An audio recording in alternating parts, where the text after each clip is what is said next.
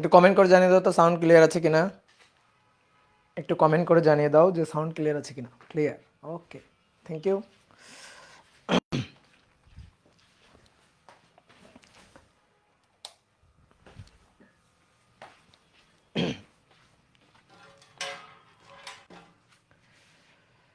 ওকে,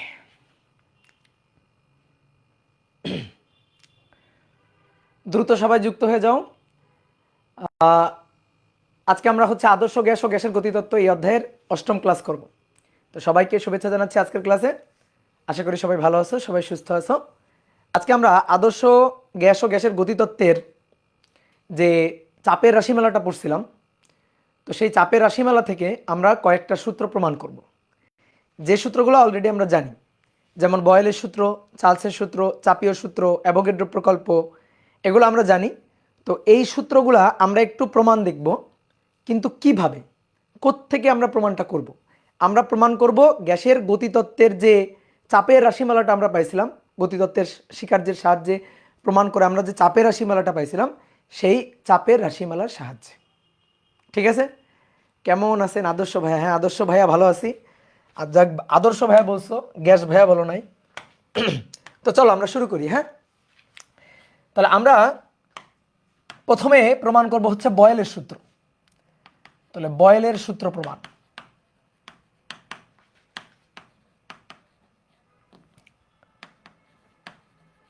বয়েলের সূত্র প্রমাণ।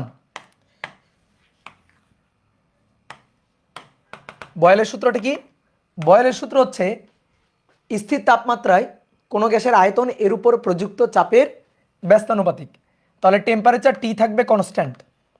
টেম্পারেচার টি যদি কনস্ট্যান্ট থাকে তাহলে গ্যাসের আয়তন এর উপর প্রযুক্ত চাপের ব্যস্তানুপাতিক।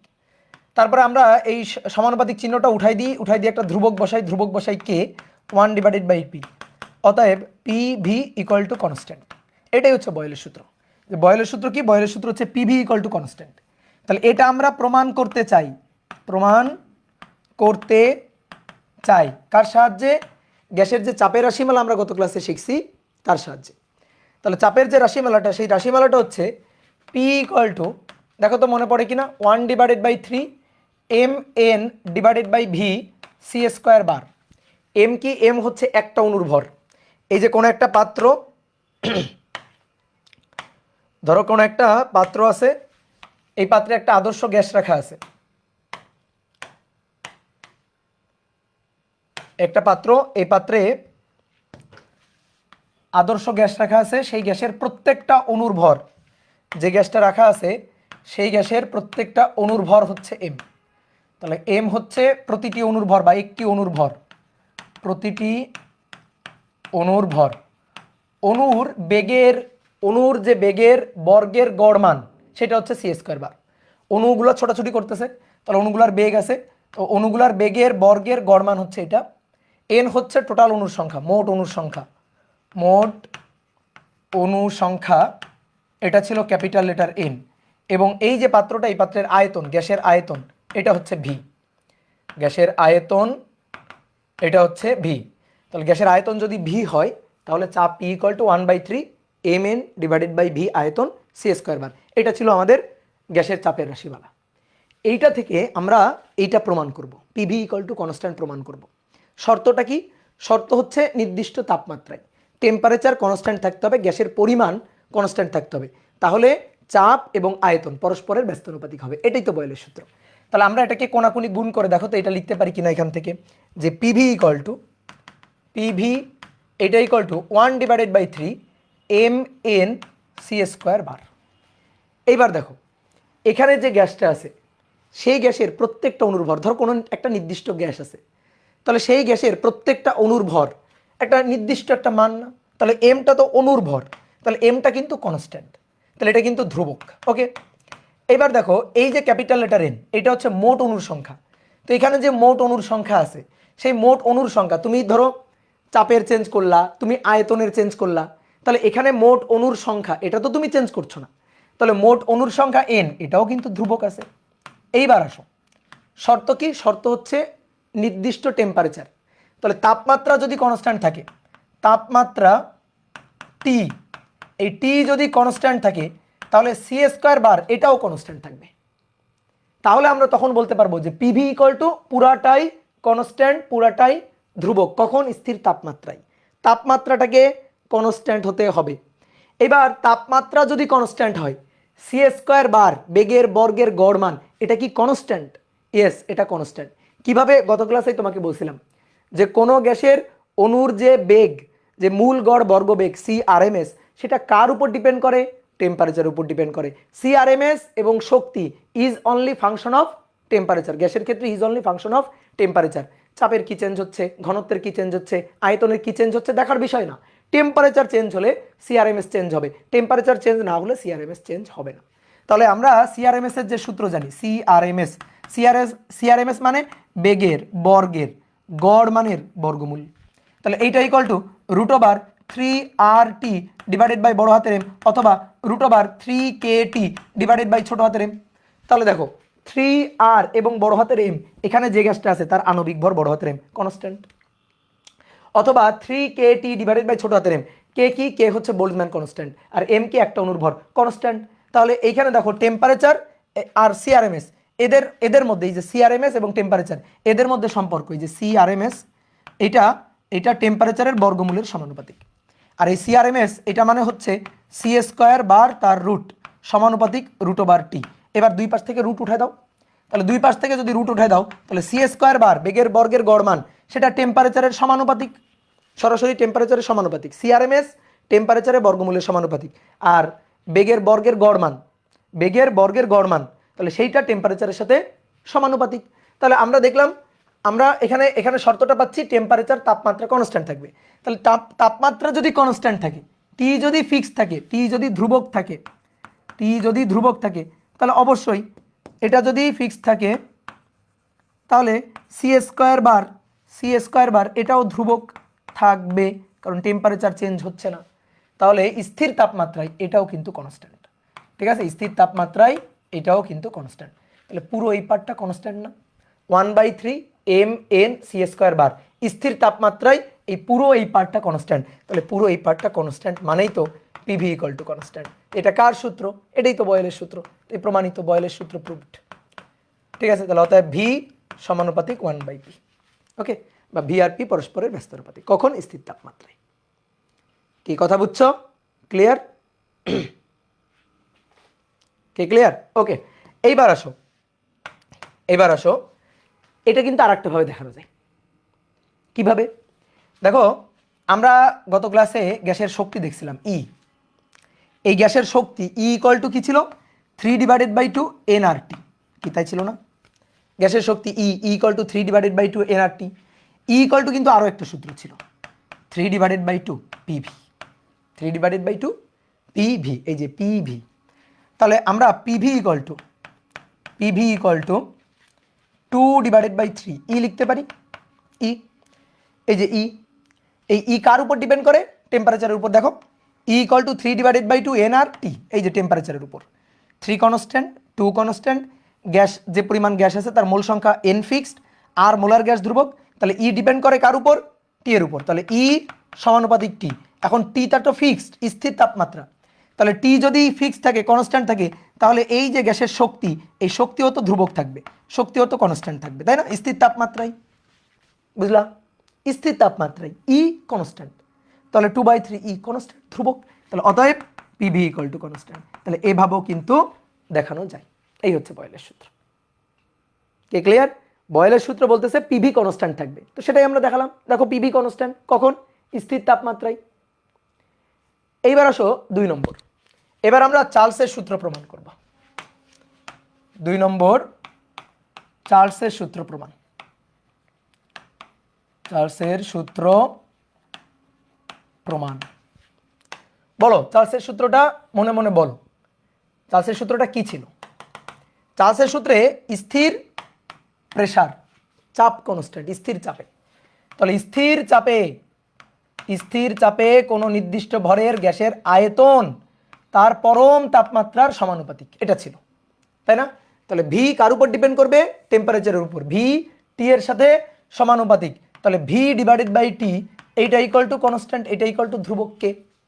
তাহলে এইটা আমাদের প্রমাণ করতে হবে। এইটা আমরা প্রমাণ করতে চাই। কিভাবে প্রমাণ করতে চাই? গ্যাসের চাপের রাশিমালা থেকে, গতিতত্ত্ব থেকে আমরা যে চাপের রাশিমালাটা পাইছি, গতিতত্ত্বের স্বীকার্য থেকে সেই চাপের রাশিমালা থেকে আমরা প্রমাণ করতে চাই। তাহলে P = 1/3, P = 1/3 mn divided by v c² bar. তাহলে অতএব PV = 1/3 mn c² বার, তাই তো? ক্লিয়ার? এবার আসো দেখো আমাদের কি বলছে, স্থির চাপে, তাহলে চাপ কনস্ট্যান্ট, P কনস্ট্যান্ট থাকবে স্থির চাপে, P কনস্ট্যান্ট। নির্দিষ্ট পরিমাণ গ্যাস, তাহলে নির্দিষ্ট পরিমাণ গ্যাস, তাহলে তার অণুর সংখ্যা, তার ভর, এটা কনস্ট্যান্ট। তাহলে এই যে পার্টটুকু, এই পার্টটুকু ধ্রুবক, এই পার্টটুকু কনস্ট্যান্ট। ভি কি কনস্ট্যান্ট না? তাহলে ভি এর সাথে c² বার তার সম্পর্ক কেমন দেখো, ভি এর সাথে, অতএব ভি এর সাথে বেগের বর্গের গড় মানের সম্পর্ক কেমন?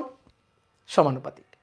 এবার আসো বেগের বর্গের গড় মান CRMS বা √c² বার, এটা সমান সমান √3RT ডিভাইডেড বাই বড় হাতের M, লিখছো না? তাহলে এই যে বেগের বর্গের গড় মান, বেগের বর্গের গড় মান, এই যে তার রুট, বেগের বর্গের গড় মানের বর্গমূল, তাহলে এটা 3 কনস্ট্যান্ট, R কনস্ট্যান্ট, আণবিক ভর M কনস্ট্যান্ট, তাহলে T এর সাথে বর্গমূলের সমানুপাতিক, দুই পাশ থেকে বর্গমূল নাই করে দাও, তাহলে c² বার এটা টেম্পারেচারের সাথে সমানুপাতিক, তাহলে আয়তন c² বারের সাথে সমানুপাতিক। তাহলে অতএব আয়তন c² বার, তাহলে এখানে কি বসায় দেওয়া যায়? T বসায় দেওয়া যায়, এই যে T, তাই না?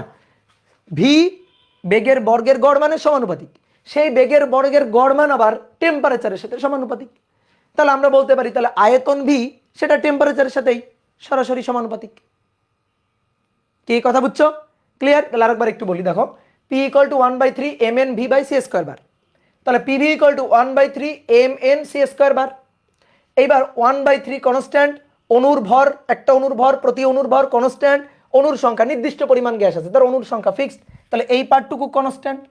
স্থির চাপে, চার্লসের সূত্র কি বলে? স্থির চাপে, তাহলে প্রেসার P কনস্ট্যান্ট, তাহলে আমরা এখান থেকে দেখতেছি যে ভি এর সাথে বেগের বর্গের গড় মানের সম্পর্ক সমানুপাতিক, আবার বেগের বর্গের গড় মান সেটা টেম্পারেচারের সাথে সমানুপাতিক, তাহলে বলতে পারি আয়তন স্থির চাপে টেম্পারেচারের সাথে সমানুপাতিক সম্পর্ক। তাহলে অতএব V divided by T equal to constant K, এটা কার সূত্র? এটাই তো চার্লসের সূত্র, তো এটাই তো আমরা প্রমাণ করতে চাইছিলাম। তাহলে প্রুফড, প্রমাণিত। তাহলে আমি চার্লসের সূত্র প্রমাণ করে দিছি, তোমাদের কাজ হবে চাপীয় সূত্রটা প্রমাণ করা। চট জলদি প্রমাণ করে ফেলো তো, দাও 3 নম্বর দাও, দিয়ে লিখো চাপীয় সূত্র প্রমাণ। চাপীয় সূত্রের প্রমাণ। চাপীয় সূত্রের ক্ষেত্রে কোন রাশিটা, কোন তাপগতীয় চলকটা কনস্ট্যান্ট থাকবে? এখানে কোনটা কনস্ট্যান্ট থাকবে? ভি, আয়তন কনস্ট্যান্ট থাকবে। তাহলে আয়তন ভি যদি কনস্ট্যান্ট থাকে, ভি কনস্ট্যান্ট থাকলে স্থির আয়তনে গ্যাসের চাপ তার তাপমাত্রার সাথে সমানুপাতিক, পরম তাপমাত্রার সাথে সমানুপাতিক। তাহলে অতএব P divided by T equal to constant K, এটা প্রমাণ করতে চাই কার সাহায্যে? গ্যাসের চাপের রাশিমালার সাহায্যে। ঠিক একই রকম, ঠিক চার্লসের সূত্রের মতো করো, ট্রাই করো, ঠিক চার্লসের সূত্রের মতো, সেম জিনিস, সেম। তাহলে চাপের রাশিমালাটা আমরা কি জানি? P = 1/3 mn divided by v c² bar. তাহলে PV = 1/3 mn c² বার। আসো, শর্তটা কি? ভি কনস্ট্যান্ট থাকতে হবে। ওকে, তাহলে ভি কনস্ট্যান্ট, এই যে ভিটা কনস্ট্যান্ট, তাহলে ভি কনস্ট্যান্ট থাকবে 1/3 mn, এটাও তো কনস্ট্যান্ট, এটাও তো ধ্রুবক, এটাও তো কনস্ট্যান্ট থাকবে।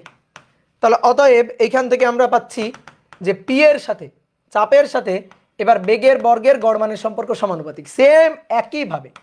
এই যে c² বার তার রুট, এটা equal to √3RT divided by M, এটা কিন্তু CRMS, এটাই কিন্তু CRMS, বেগের বর্গের গড় মানের বর্গমূল, বেগের বর্গের গড় মানের বর্গমূল। তাহলে অতএব এবার রুট গায়েব করে দাও, তাহলে c² বার সমানুপাতিক T, তাহলে অতএব P সমানুপাতিক T। তো এটাই তো চাপ তাপমাত্রার সাথে সমানুপাতিক যখন আয়তন কনস্ট্যান্ট, এটাই আমরা প্রমাণ করতে চাইছিলাম যে P/T = constant, P P1/T1 P2/T2। তাহলে এটা অ্যাপ্রুভড হয়ে গেল। চার্লসের সূত্র প্রমাণ, বয়েলের সূত্র প্রমাণ এবং চাপীয় সূত্রের প্রমাণ। এবার কোনটা প্রমাণ করব বলো? এবার আমরা কোনটা প্রমাণ করতে চাই বলো? 4 নম্বর, আসো অ্যাভোগাড্রো প্রকল্প প্রমাণ করব। অ্যাভোগাড্রো প্রকল্প। তো অ্যাভোগাড্রোর সূত্র বা অ্যাভোগাড্রোর প্রকল্পটা কি? অ্যাভোগাড্রো বলতেছে যে নির্দিষ্ট তাপমাত্রা ও চাপে সমান আয়তন সকল গ্যাসে, যে গ্যাসই হোক, সমান আয়তন সকল গ্যাসে সমান সংখ্যক অণু থাকে। তাহলে স্থির তাপমাত্রা, আমরা একটু লিখে নিই বাংলাটা, স্থির বা নির্দিষ্ট তাপমাত্রা ও চাপে, নির্দিষ্ট তাপমাত্রা ও চাপে সকল আয়তন, সকল সম আয়তন বা নির্দিষ্ট তাপমাত্রা ও চাপে সম আয়তন সকল গ্যাসে, সম আয়তন সকল গ্যাসে, সকল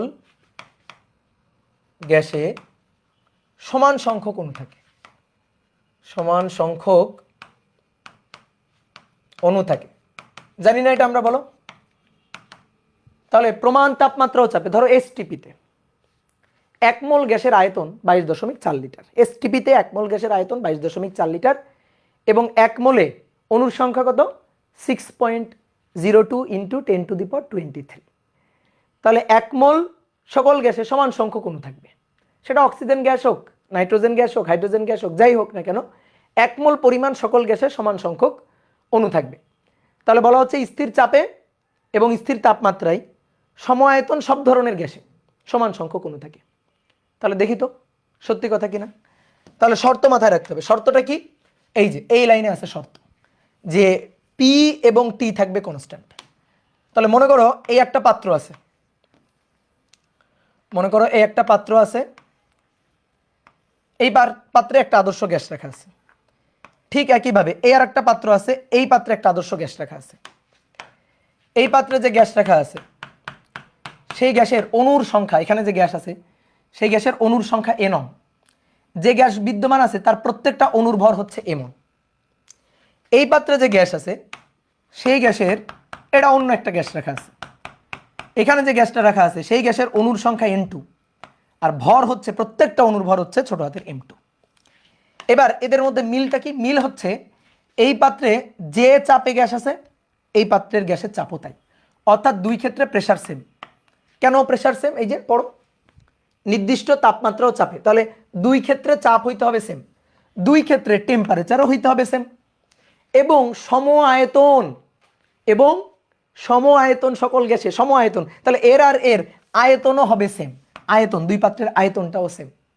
যদি এটা হয় পি টি ভি যদি সেম থাকে তাহলে এইখানে যতগুলো অণু আছে এইখানেও ঠিক তত সংখ্যক অণু থাকতে হবে, এইখানেও ঠিক তত সংখ্যক অণু থাকতে হবে। তো এইটাই আমরা প্রমাণ করতে চাই।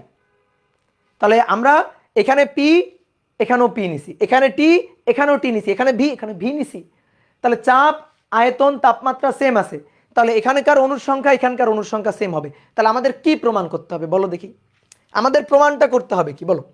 আমাদের প্রমাণ করতে হবে, প্রমাণ করতে হবে যে এই ক্ষেত্রে যেহেতু চাপ, আয়তন, তাপমাত্রা সেম, তাহলে প্রমাণ করতে হবে এই পাত্রে অণুর সংখ্যা n1 আর এই পাত্রে অণুর সংখ্যা n2, এরা পরস্পর সমান। এটা আমাদের প্রমাণ করতে হবে।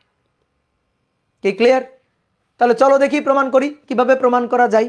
আচ্ছা, পিভি ইকুয়াল টু গ্যাসের গতিতত্ত্বের যে চাপের রাশিমালা আমরা প্রমাণ করছি গত ক্লাসে, তো সেখান থেকে আমরা কি জানি? এই পাত্রে চাপ কত? পি, আয়তন কত? ভি। তাহলে চাপ আর আয়তনের গুণফল পিভি, এটা ইকুয়াল টু 1/3 mn c² বার। এর অণুর ভর m1, এর অণুর সংখ্যা n1।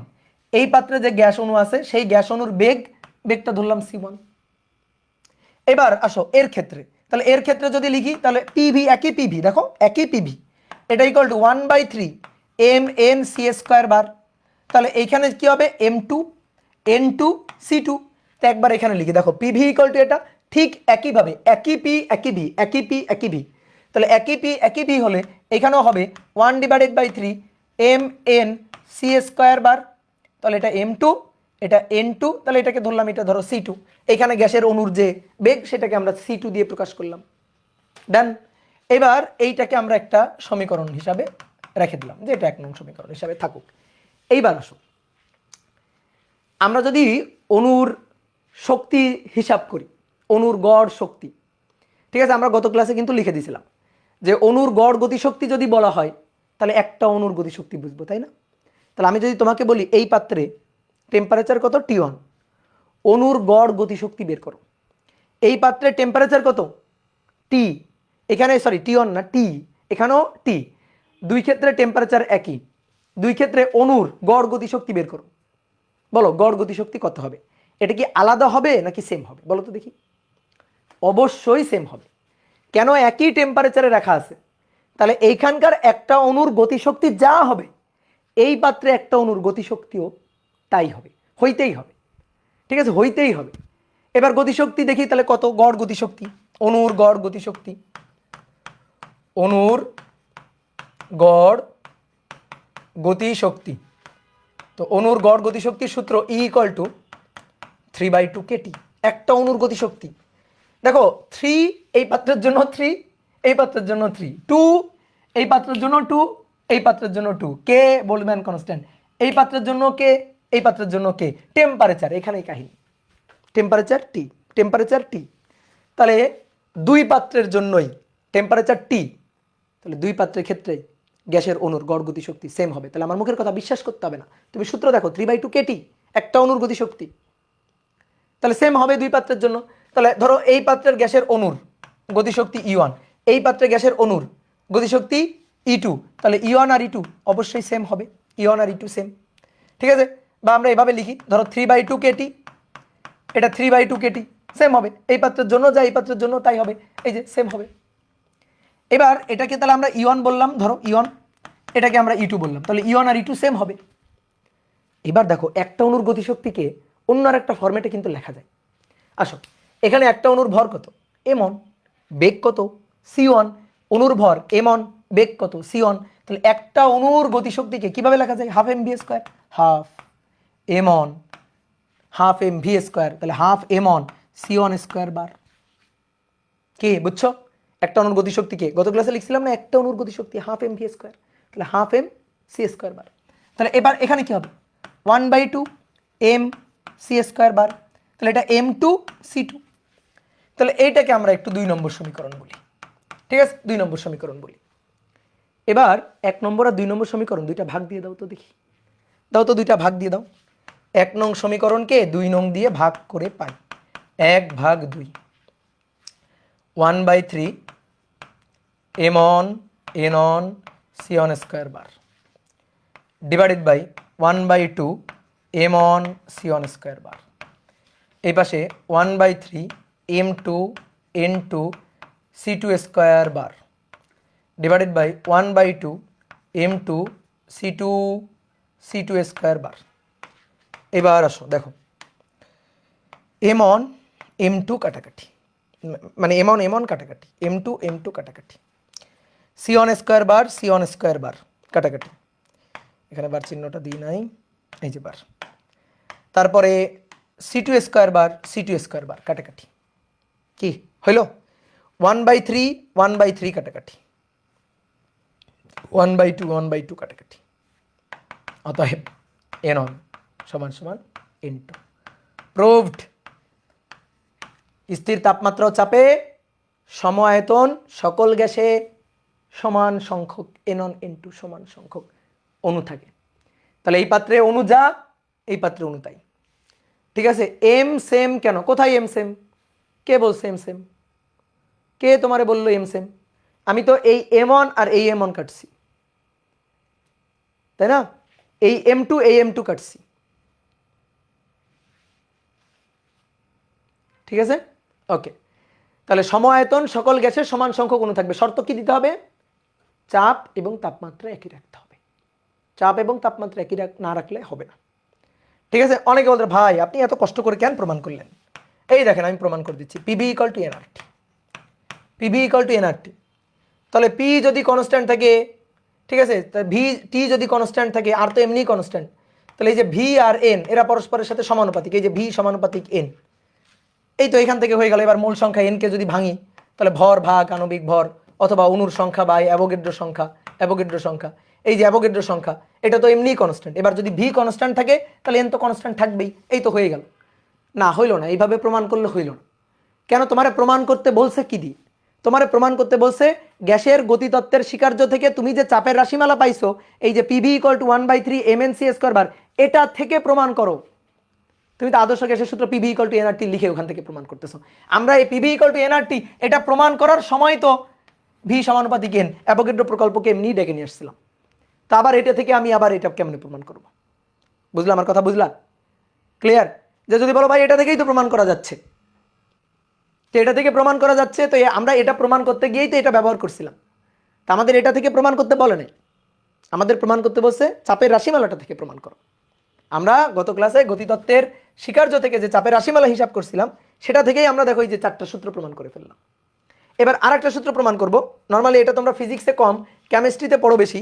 সেটা হচ্ছে গ্রাহামের ব্যাপন হার সূত্র। গ্রাহামের ব্যাপন হার সূত্র, ব্যাপন হার সূত্র।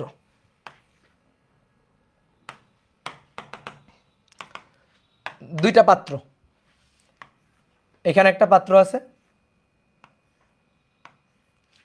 আর এখানে একটা পাত্র আছে, এই যে দুইটা পাত্র আছে। এবার একটা সরু নল দিয়ে দুইটা পাত্রকে কানেক্ট করা হলো, এই যে সরু নল দিয়ে কানেক্ট করলাম। এই পাশে যে পাত্রটা আছে, এখানে যে গ্যাসটা আছে, এই গ্যাসের ঘনত্ব ঘনত্ব ρ1। এই পাশে যে গ্যাসটা আছে, এই গ্যাসের ঘনত্ব ঘনত্ব ρ2। একটা সরু নল দিয়ে যদি এদের যুক্ত করে দেওয়া হয়, তাহলে কি হবে? এই গ্যাস দুইটা ব্যাপিত হবে, গ্যাস দুইটার ব্যাপন হবে, ব্যাপন হার। এই গ্যাসটা এইদিকে আসবে, এই গ্যাসটাও এইদিকে আসবে।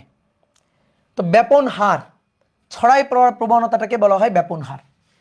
তো এই ব্যাপন হার, ধরো এই গ্যাসের জন্য ব্যাপন হার R1 আর এই গ্যাসের জন্য ব্যাপন হার R2, ছড়াই পড়ার প্রবণতা, দ্যাট ইজ ব্যাপন হার, ছড়াই পড়ার প্রবণতা। তাহলে এর ছড়াই পড়ার প্রবণতা R1, এর ছড়াই পড়ার প্রবণতা, ছড়াই পড়বে সেই প্রবণতাটা আর কি, ব্যাপন হার, সেটা হচ্ছে R1 R2। এই পাত্রে যে গ্যাস আছে, সেই গ্যাসের অণুর যে বেগ, সেই বেগটাকে আমরা বললাম C1। এই পাত্রে যে গ্যাস আছে, সেই গ্যাসের যে অণুর বেগ, সেই বেগটাকে আমরা বললাম C2। এবার গ্রাহামের ব্যাপন হার সূত্র কি বলতেছে? গ্রাহামের ব্যাপন হার সূত্র বলতেছে যে তুমি যদি দুইটা ভিন্ন ভিন্ন ঘনত্বের গ্যাসকে একটা সরু পথ দিয়ে কানেক্ট করে দাও, তাহলে দুইটা গ্যাস ব্যাপিত হবে। এই গ্যাসের ব্যাপন হার, তার অনুপাত, ব্যাপন হারের অনুপাত এর ঘনত্বের বর্গমূলের ব্যস্তানুপাতিক, ঘনত্বের বর্গমূলের ব্যস্তানুপাতিক। তাহলে দেখো এই গ্যাসের ব্যাপন হার, ছড়াই পড়ার প্রবণতা, এই গ্যাসের ব্যাপন হার, ছড়াই পড়ার প্রবণতা, এটা R1, এটা R2। তাহলে ব্যাপন হার আর এটা ঘনত্বের, এই যে গ্যাসের ঘনত্ব আছে ρ1 ρ2, এই ঘনত্বের বর্গমূলের ব্যস্তানুপাতিক। একটু কমন সেন্স খাটাও তো, চিন্তা করো তো। যে গ্যাস ঘন বেশি, তার ছড়াই পড়ার প্রবণতা কম। যে বেশি ঘন ঘন, তার ছড়াই পড়ার প্রবণতাটা কম। আর যে গ্যাসের ঘনত্ব কম, ও তো ঘনত্ব কম কেন? ও তো ছড়াই পড়তে চাই বলে তার ঘনত্ব কম। তাহলে যে গ্যাসের ঘনত্ব কম, রো এর মান কম, তার ছড়াই পড়ার হারটা বেশি, ছড়াই পড়ার প্রবণতা, ব্যাপন হারটা বেশি। কি তাই না? যে গ্যাস বেশি ঘন সে কম ছড়াবে, আর যে গ্যাস কম ঘন সে বেশি ছড়াই পড়বে। তাহলে আর এর সাথে রো এর সম্পর্ক বর্গমূলের ব্যস্তানুপাতিক। তাহলে দুইটা গ্যাস আছে না, তাহলে যদি আমি R1/R2 বলি রেশিও, তাহলে √, এটা কি হবে? যেহেতু ব্যস্তানুপাতিক সম্পর্ক, তাহলে √ρ2/ρ1, √ρ2 divided by ρ1, R1/R2 √ρ2 divided by ρ1। বুঝতে পেরেছ? এটা আমরা প্রমাণ করতে চাই, এটা আমরা প্রমাণ করতে চাই। এটা আমরা প্রমাণ করতে চাই। এবার একটু কমন সেন্স খাটো। যে বেশি দৌড়ায় তারই তো ছড়াই দেওয়ার প্রবণতাটা বেশি থাকে, তাই না? ছড়াই পড়বে, গ্যাস ছড়াই যাবে। তাহলে যার বেগ বেশি, যে গ্যাসের বেগ বেশি, তার ছড়াই পড়ার প্রবণতাটা বা ব্যাপন হারটা বেশি না? তাহলে তুমি একটু কমন সেন্স খাটায় বলো তো, গ্যাসের অণুর যে বেগ, সেই বেগের সাথে ব্যাপন হারের সম্পর্কটা কেমন হবে? গ্যাসের অণুর যে বেগ, সেই বেগের সাথে ব্যাপন হারের সম্পর্কটা কেমন হবে বলো? সমানুপাতিক। তাহলে কমন সেন্স খাটাও, সি এর সাথে আর এর সম্পর্ক সমানুপাতিক। তাহলে ভাই C1/C2 এটা ইকুয়াল টু তো R1/R2 হবে। যে গ্যাসের অণুর বেগ বেশি সে তো বেশি ছড়াই পড়বে, তার ছড়াই পড়ার প্রবণতাটাও তো বেশি। তাহলে C1/C2 এটা ইকুয়াল টু R1/R2। এইবার আসো, গ্যাসের অণুর বেগ C এটা ইকুয়াল টু √3p/ρ। এই যে দেখো রো কোথায়? নিচে। তাহলে প্রেসার P যদি কনস্ট্যান্ট থাকে তাহলে C এর সাথে ঘনত্বের সম্পর্ক, অণুর বেগের সাথে CRMS, এটা কিন্তু CRMS, বুঝছো? এই বেগটা কিন্তু CRMS। তাহলে এই যে CRMS এটার সাথে ঘনত্বের সম্পর্ক বর্গমূলের ব্যস্তানুপাতিক না? তাহলে CRMS কে আমরা ধরো C দিয়ে লিখলাম, তাহলে C1/C2 এটা ইকুয়াল টু √ρ2/ρ1। আমরা এটা প্রমাণ করতে চাই।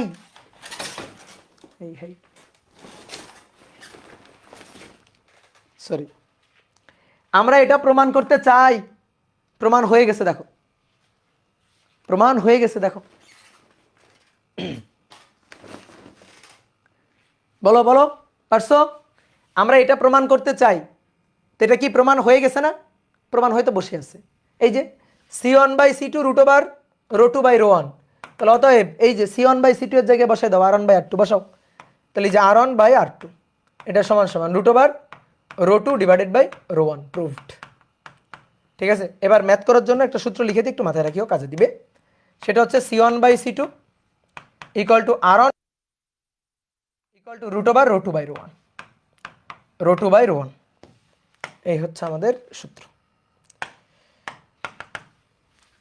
তাহলে ব্যাপন হার, গ্রামের ব্যাপন হারের সূত্র প্রমাণিত হয়ে গেল। ক্লিয়ার?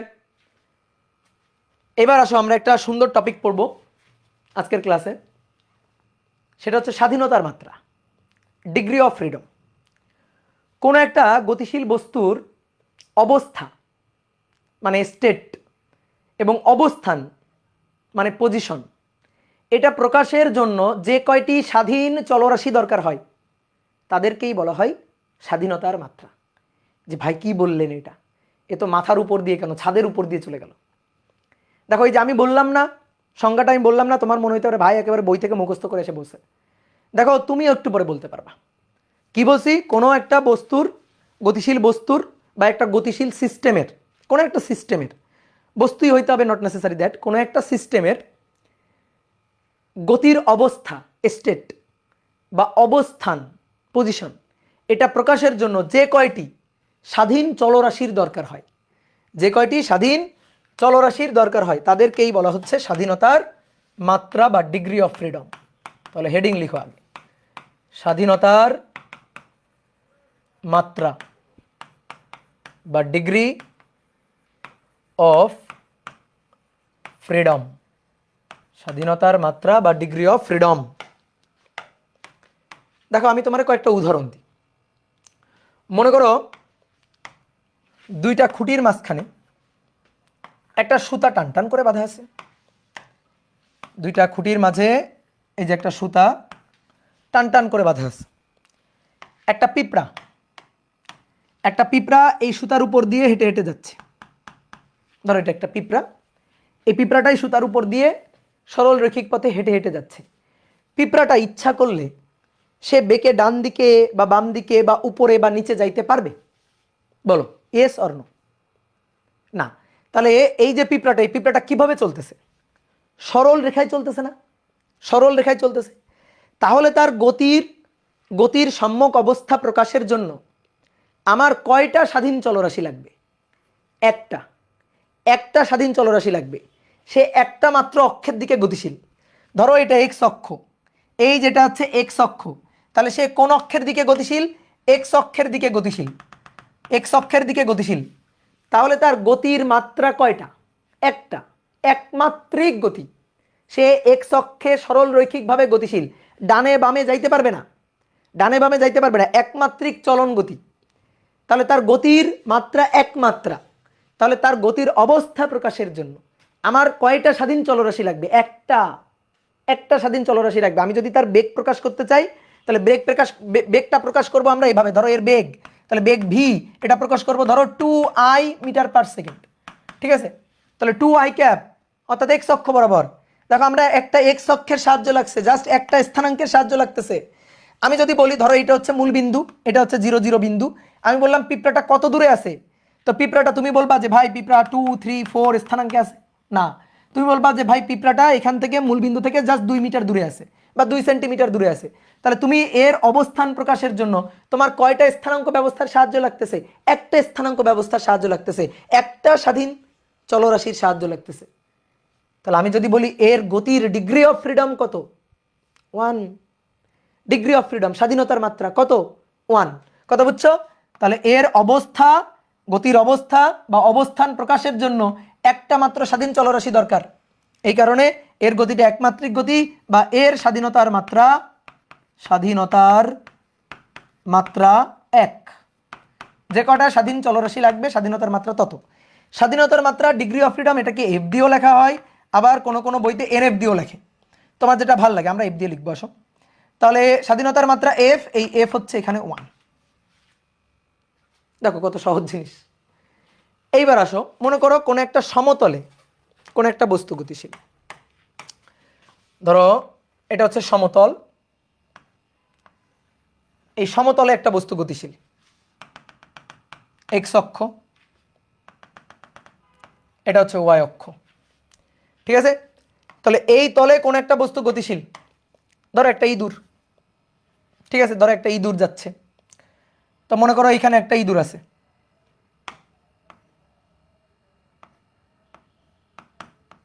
ধরো একটা ইঁদুর। তাহলে এই যে ইঁদুরটা, এই ইঁদুরটার গতির অবস্থা প্রকাশের জন্য, ধরো ইঁদুরটা এই বরাবর গতিশীল, তার বেগ, তো তুমি এর বেগ প্রকাশের জন্য আমি যদি বলি এর বেগটা প্রকাশ করো, তুমি কিভাবে লিখবা?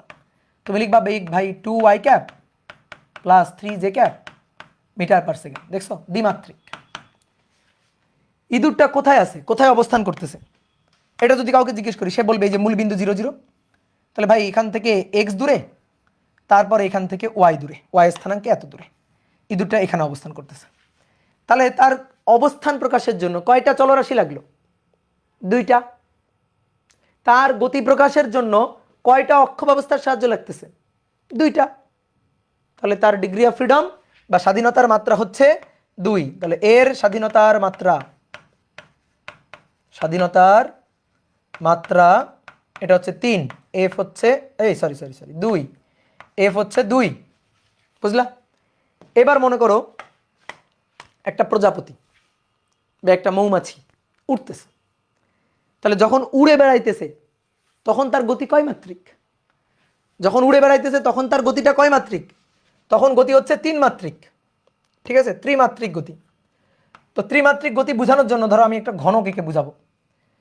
ঠিক আছে, ত্রিমাত্রিক গতি বোঝানোর জন্য একটা ঘনক এঁকে বুঝাইতে হবে। তো ধরো এটা একটা ঘনক, ধরো এটা তোমার ঘর, তুমি এই ঘরে অবস্থান করতেছো। এবারে ঘরের মধ্যে ধরো একটা প্রজাপতি বা একটা মৌমাছি উড়ে বেড়াইতেছে, তো ধরো মৌমাছিটা বা প্রজাপতিটা এই পয়েন্টে আছে। ঠিক আছে, ধরো এই পয়েন্টে অবস্থান করতেছে।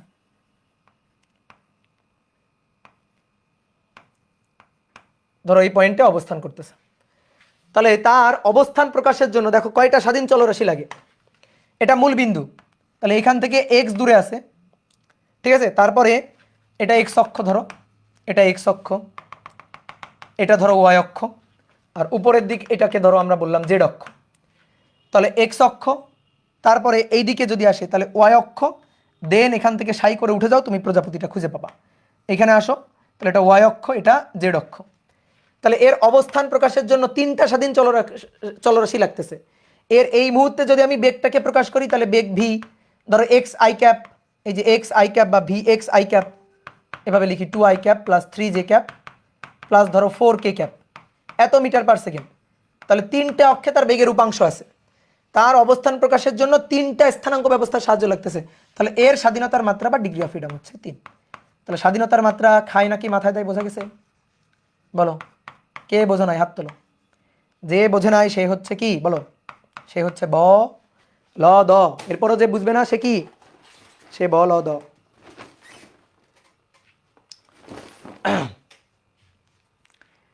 তাহলে এইবার স্বাধীনতার মাত্রার সংজ্ঞা নিজেরা বলো, যে কোনো একটা গতিশীল বস্তু বা একটা সিস্টেমের গতির অবস্থা বা অবস্থান প্রকাশের জন্য যে কয়টি স্থানাঙ্ক ব্যবস্থা বা স্বাধীন চলরাশির দরকার হয় তাকেই বলা হয় ডিগ্রি অফ ফ্রিডম। ঠিক আছে, তাহলে চলো একটু লিখে ফেলি, সংজ্ঞাটা লিখে ফেলি। স্বাধীনতার মাত্রার সংজ্ঞা, যে কোনো গতিশীল বস্তু, গতিশীল বস্তু বা সিস্টেমের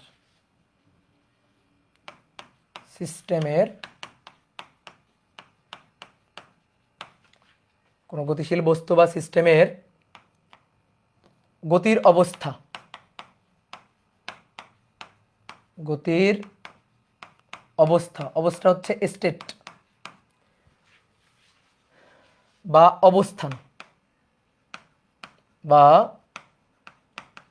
অবস্থান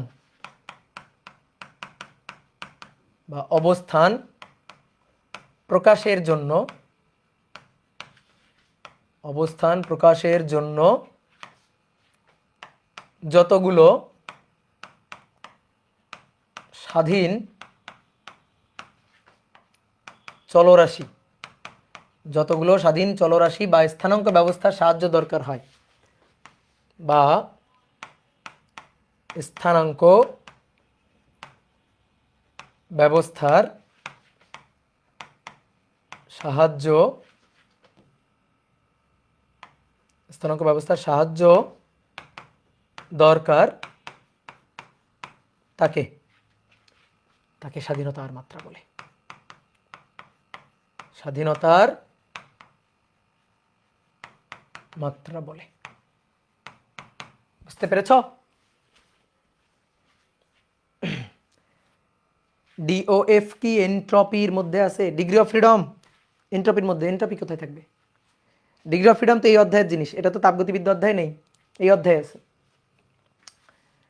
এবার কথা হচ্ছে ভাই, ডিগ্রি অফ ফ্রিডম এ তো তাহলে গতিবিদ্যা আলোচনার কথা, এটা গ্যাসের ক্ষেত্রে কি করতেছে, তাই না? এটা আলোচনা করার কথা কোথায়? গতিবিদ্যা আলোচনার কথা। গ্যাসে কোথায় আছে?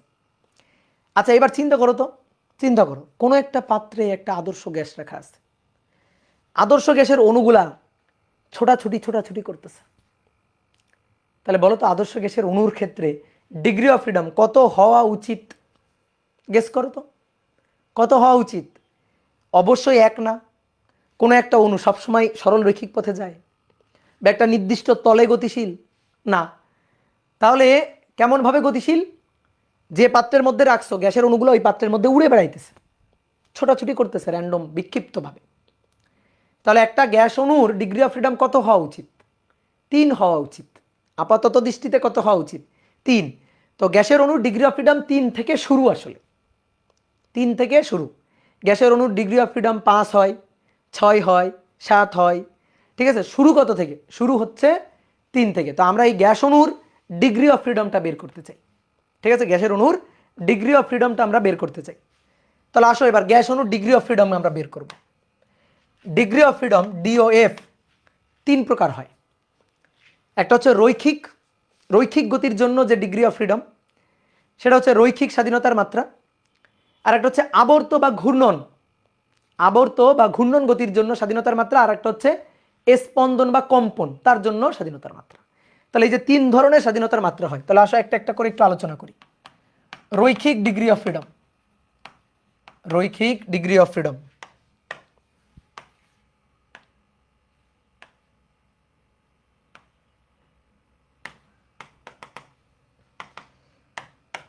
দেখো, কোন একটা গ্যাসের অণুর কথা চিন্তা করো। একটা গ্যাসের অণু একটা ক্ষুদ্র গোলক সদৃশ না? ধরো 1 পারমাণবিক গ্যাসের অণু, 1 পারমাণবিক। এক পারমাণবিক গ্যাসের অণু মানে যে গ্যাসের অণুগুলা একটা পরমাণু দিয়ে একটা অণু গঠিত। এরকম কি গ্যাস? হিলিয়াম, আর্গন, নিয়ন, ক্রিপ্টন। এই যে এক পারমাণবিক যে গ্যাসগুলো আছে, নিষ্ক্রিয় গ্যাস। তো সেই এক পারমাণবিক গ্যাসের একটা অণুর কথা চিন্তা করো।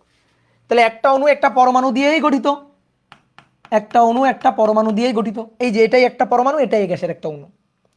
তাহলে এটা আদর্শ গ্যাসের একটা অণু, এক পরমাণু গ্যাসের অণু। এবার এই অণুটা কি স্থির? না। অণুটা তুমি ধরো কোন একটা পাত্রে গ্যাস রাখছো, তাহলে কি হচ্ছে, অণুটা সেই পাত্রের মধ্যে, গ্যাসের পাত্রের মধ্যে অণুটা ছোটাছুটি করতেছে বিক্ষিপ্তভাবে। তো ছোটাছুটি করলে কি শুধু এক্স অক্ষ বরাবর ছোটাছুটি করতেছে? নো। শুধু ওয়াই অক্ষ বরাবর ছোটাছুটি করতেছে? নো। তাহলে এক্স অক্ষ, ওয়াই অক্ষ, জেড অক্ষ, তিনটা অক্ষ বরাবর কিন্তু অণু ছোটাছুটি করতে পারে। অর্থাৎ অণুর বেগটা ত্রিমাত্রিক, তাই না? এটা তো আমরা দেখাইছি না, অণুর বেগ কয় মাত্রিক? ত্রিমাত্রিক। বেগ সি, এই C equal to U I cap, মনে আছে? V J cap, W K cap. তাহলে কয় মাত্রিক? কয় মাত্রিক? তিন মাত্রিক। তাহলে ডিগ্রি অফ ফ্রিডম কত? 3। রৈখিক গতির জন্য দেখো এগুলো কি রৈখিক গতি না? তার মানে এই অণুটা দেখো, এই যে অণুটা,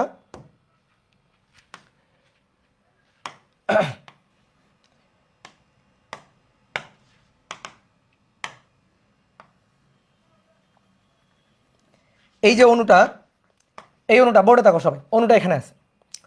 অণুটা এক্স অক্ষ বরাবর গতিশীল হতে পারে, অণুটার বেগের উপাংশ ওয়াই অক্ষ বরাবর থাকতে পারে, অণুটার বেগের উপাংশ জেড অক্ষ বরাবরও থাকতে পারে।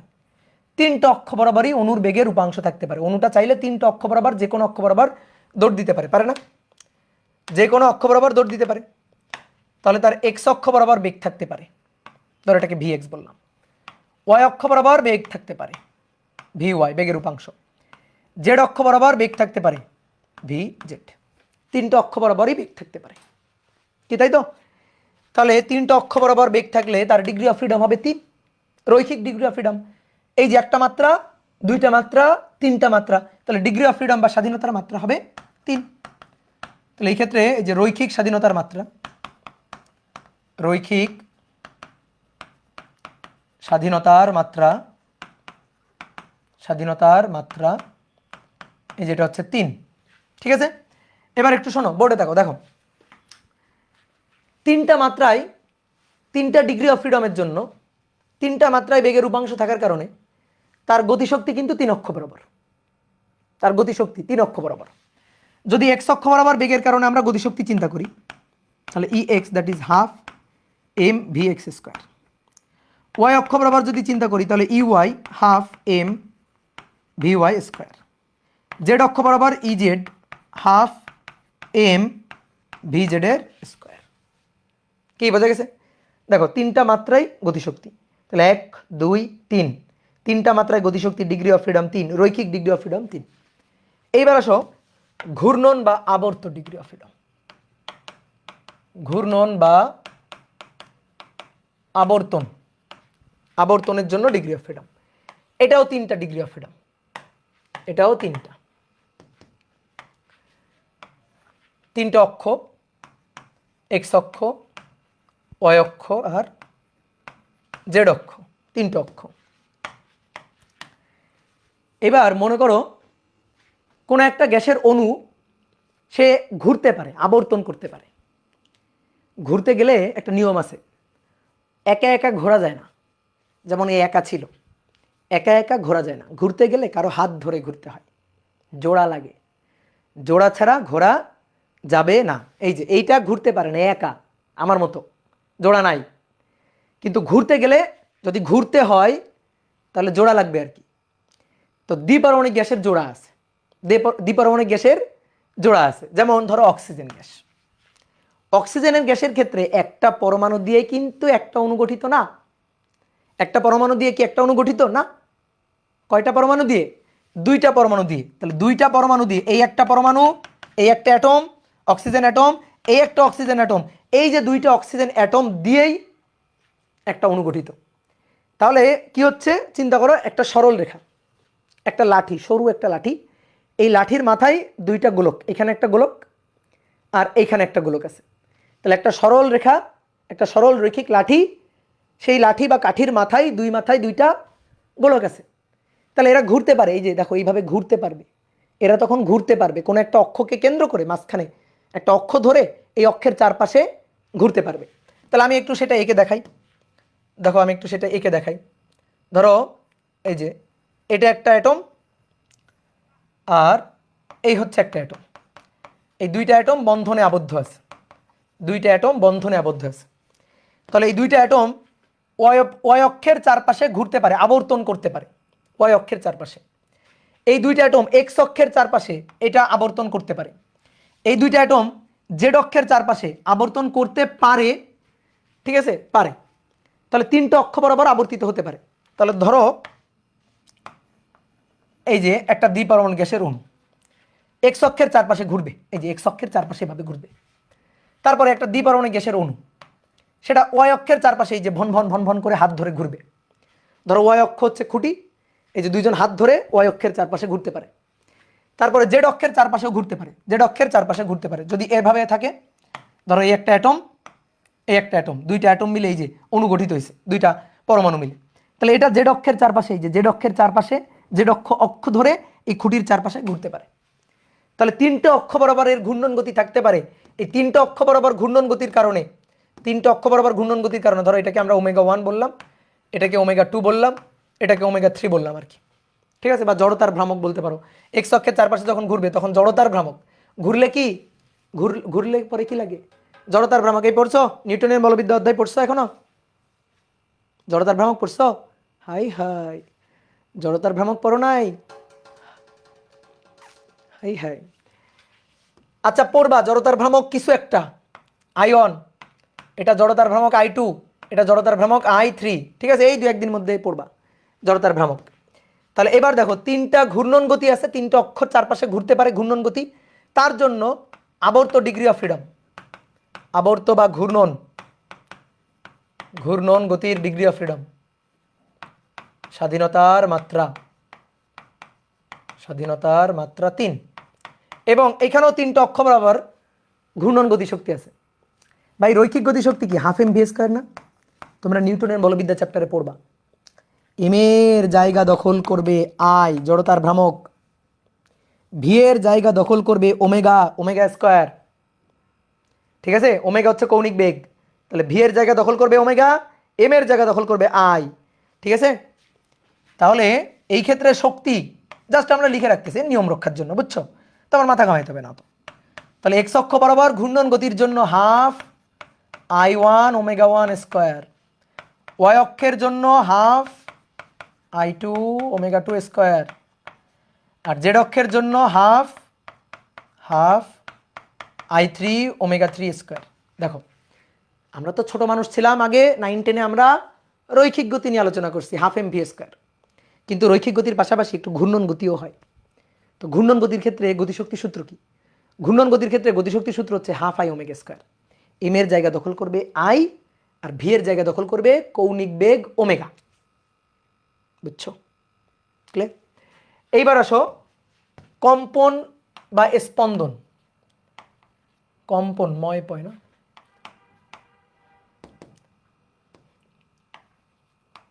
কম্পন বা স্পন্দন, স্পন্দন গতির জন্য ডিগ্রি অফ ফ্রিডম।